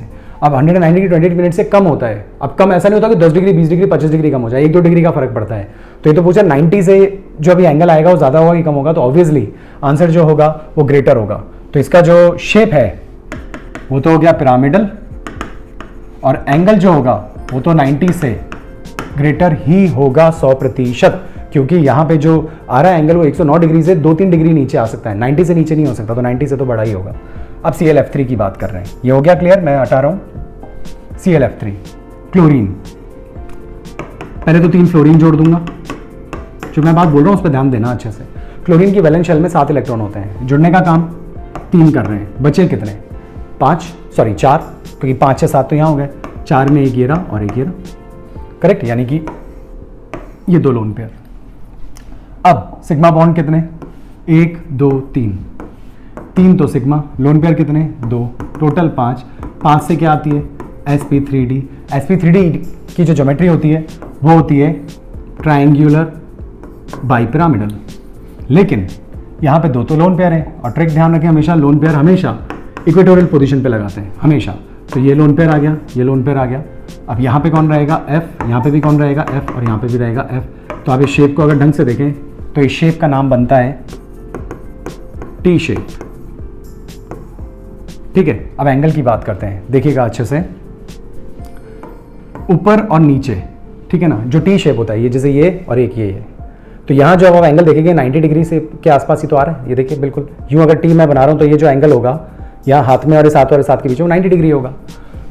लेकिन इन लोन पेयर रिपल्शन की वजह से ये जो लाइंस होती है ये सीधी रहने की बजाय ये थोड़ी सी, मैं अलग कलर से शो करता हूँ आपको, ये थोड़ी सी इधर टिल्ट हो जाती है इनसे रिपल्शन फील करने की वजह से, और जैसे ये थोड़ी सी नीचे की तरफ टिल्ट हो जाती है तो बॉन्ड एंगल जो है वो 90 डिग्री से थोड़ा सा नीचे चला जाता है। ये बहुत इंपॉर्टेंट बात है।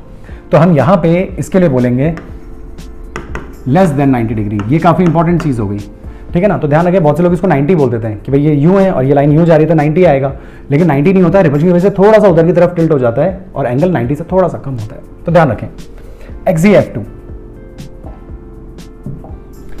Xenon Xe, 2 F जोड़ देता हूँ सबसे पहले। तो Xenon की वैलेंस शेल में 8 इलेक्ट्रॉन्स, 8 में से 2 ही जुड़ने का काम कर रहे हैं, बचे कितने 6 बच गए। अब 6 की यदि हम बात करें, अब 6 को आप कहाँ लगाएंगे, तो हम 6 को इसके चारों तरफ ही लगा देते हैं, तो यहाँ लगा दो, यहाँ लगा दो, यहाँ लगा दो, ये 6 लगा दिए मैंने। अभी आप देखिएगा आपको आपकी एक्चुअल चीज़ मिल जाएगी, यानी 1 2 3 4 5 6 7 और 8। अब चेक करते हैं सिग्मा बॉन्ड्स, तो सिग्मा बॉन्ड्स कितने हैं यहाँ पे, एक ये रहा और 3 लोन पेयर हैं, तो 2 सिग्मा और 3 लोन पेयर, टोटल 5 से हाइब्रिडाइजेशन sp3d। अब sp3d जो हाइब्रिडाइजेशन होती है राइट, उसकी ज्योमेट्री वही आती है ट्रायंगुलर बाइपिरामिडल। अब ट्रायंगुलर बाइपिरामिडल अगर मैं बना भी दूं, यहाँ देखिएगा ज़रा, ये ट्रायंगल है और ये देखिए बाइपिरामिड आ गई राइट। उसमें मुझे 3 जगह तो लोन पेयर लगाने हैं और 2 ही सिग्मा बॉन्ड है, तो लोन पेयर कौन सी पोजीशन पे लगा देते हैं हमेशा, इक्वेटोरियल पे, तीनों इक्वेटोरियल पे लगा दिए, तो ये लाइन यूँ रह गई। अब अभी जब लाइन यूँ रह गई तो ये बैलेंस रिपल्शन फील कर रहे हैं, तो इन एंगल पे कोई फर्क नहीं पड़ने वाला है क्योंकि सेम रिपल्शन आते हैं तीनों साइड से, ठीक है।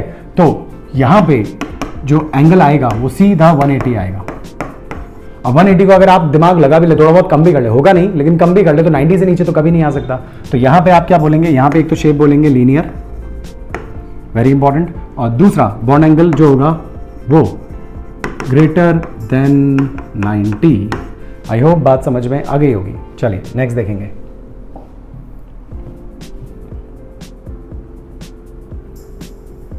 अभी हमने जो किया वो, अच्छा ये मैंने जूम कर रखा था इसलिए मुझे नंबर नहीं दिखा। अभी हमने 32nd कर लिया है, अब हम बात कर रहे हैं 33rd की, लास्ट की, ये यहाँ खत्म हो जाएगा। देखिए following compounds are given to you, हमें कंपाउंड्स दिए हुए हैं। पहला 2 ब्रोमोपेंटेन, ठीक है, 2 ब्रोमोपेंटेन लिख लेते हैं हम, 2 ब्रोमोपेंटेन, ये पेंटेन हो गया और ये 2 पे ब्रोमो लगा दिया, CH3 CH CH2 CH2 CH3। दूसरा दे रहे हैं 2 bromo 2 methyl butane, 2 bromo 2 methyl butane, ये लीजिए। तीसरा हमसे कह रहे हैं 1 bromo pentane, 1 bromo pentane, CH2 CH2 CH2, ये रहा 1 bromo 1 2 3 4 5 pentane. Right the compound which is most reactive towards SN2। देखिए SN2 के टुवर्ड्स कौन रिएक्टिव होता है, जिससे भीड़ भाड़ कम से कम हो, यानी कि 0 डिग्री या प्राइमरी हो। तो इनमें से देखें जरा डिग्री, तो डिग्री की यदि हम बात करें तो ये तो हो गया 2 डिग्री, ये है 3 डिग्री और ये है 1 डिग्री। तो जो फर्स्ट है वो तो ये हो गया, प्राइमरी सबसे तेज जाते हैं SN2 से और टर्शियरी जाते हैं SN1 से।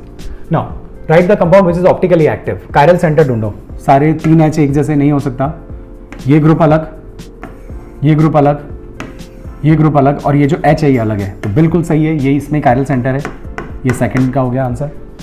Third, right the compound which is most reactive towards beta elimination. Beta elimination मतलब एल्कीन्स का बनना, और एल्कीन्स जो एलिमिनेशन होता है वो टर्शियरी हैलाइड्स सबसे ज़्यादा फेवर करते हैं, बातें मैं पहले बोल चुका हूँ। तो प्राइमरी हैलाइड्स हमेशा सब्स्टिट्यूशन फेवर करते हैं और सेकेंडरी और टर्शियरी हमेशा एलिमिनेशन फेवर करते हैं, तो एलिमिनेशन टर्शियरी फेवर करेगा, तो इन तीनों में टर्शियरी तो यही है, तो ये हो गया थर्ड, क्योंकि टर्शियरी हैलाइड है। फाइन, तो बस आपको ये बताना था।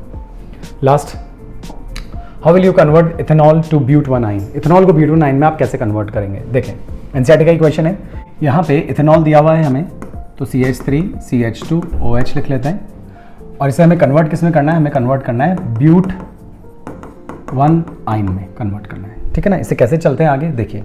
सबसे पहले तो आप इसकी रिएक्शन SOCl2 से कर लीजिए, तो CH3 CH2 Cl आ जाएगा। सबसे इंपॉर्टेंट चीज़ ये है नंबर 1, फर्स्ट स्टेप में तो आप ये करेंगे। सेकेंड स्टेप में आपको अपनी चॉइस से ही ये वाला एल्काइन लेना होगा और इसकी सोडियम से रिएक्शन करनी होगी, ठीक है। ये जो H है उस कार्बन से अटैच है जिस कार्बन की हाइब्रिडाइजेशन sp है, हाईली एसिडिक H होता है, क्लास 11th की रिएक्शन है। जब इन दोनों की रिएक्शन होती है तो CH ट्रिपल बॉन्ड C- और Na+ आके जुड़ जाता है और इससे निकलने वाला इलेक्ट्रॉन हाइड्रोजन लेकर हाइड्रोजन गैस बाहर निकाल देता है। ये एल्काइंस को पहचानने के लिए भी किया जाने वाला एक टेस्ट है, लेकिन टर्मिनल एल्काइंस को। तो यहाँ बन गया ये। अब आप थर्ड स्टेज में क्या करेंगे, फर्स्ट सेकंड, अब हम आते हैं थर्ड स्टेज में। थर्ड स्टेज में आपको लेना है CH3 CH2 Cl, देखिए ये रहा, साथ में रिएक्शन करनी है जो चीज़ अभी आपने नीचे बना ली थी, that was Na+ C- CCH। अब जब ये दोनों आपस में एक दूसरे से रिएक्शन करेंगे तो यहां से आप क्या बाहर निकाल देंगे, NaCl, और अब क्या बचा CH3 CH2 C और उसके बाद triple bond CH, and this is but 1 yne, ब्यूट 1 आइन। ये देखिए ये चीज़ तैयार हो गई। तो थोड़ा सा अलग है, नॉर्मली हम कन्वर्जन में क्या करते हैं, एक से दूसरा, दूसरे से तीसरा, तीसरे से चौथा ऐसा बनाते हैं। केवल एक यही ऐसा कन्वर्जन है जिसके अंदर आपको ये एक बनाकर फिर एक अलग से साइड में आपको कुछ सोचना होता है, सोडियम से रिएक्शन करके एक और प्रोडक्ट बनाना होता है, फिर इन दोनों को रिएक्शन करके हम ये बना देते हैं। तो थोड़ा सा अलग से था, लेकिन क्योंकि एनसीईआरटी में दिया हुआ है इसलिए हमने इसको प्रैक्टिस कर लिया है। इसके साथ यदि हम देखें तो हमारे पूरे 33 क्वेश्चंस पूरे हो जाते हैं। ओके, तो मुझे उम्मीद है कि आपको ये वाला भी प्री बोर्ड के सॉल्यूशंस आपको अच्छे से समझ में आए होंगे। हमने 3 प्री बोर्ड के सॉल्यूशंस देख लिए हैं, एक सैंपल पेपर भी कर लिया है। अब हमारे 2 प्री बोर्ड्स और बचे हैं, उनको भी हम इसी तरीके से डिस्कस कर लेंगे। आप इनको अच्छे से प्रैक्टिस कीजिएगा। ओके गाइज, सो इस वीडियो में तो इतना ही। नेक्स्ट वीडियो में फिर मिलेंगे, तब तक खुश रहिए, अपना ध्यान रखिए, अपनों का भी ध्यान रखिए। This is doctor Rajkiran Chauhan signing out, until we meet again.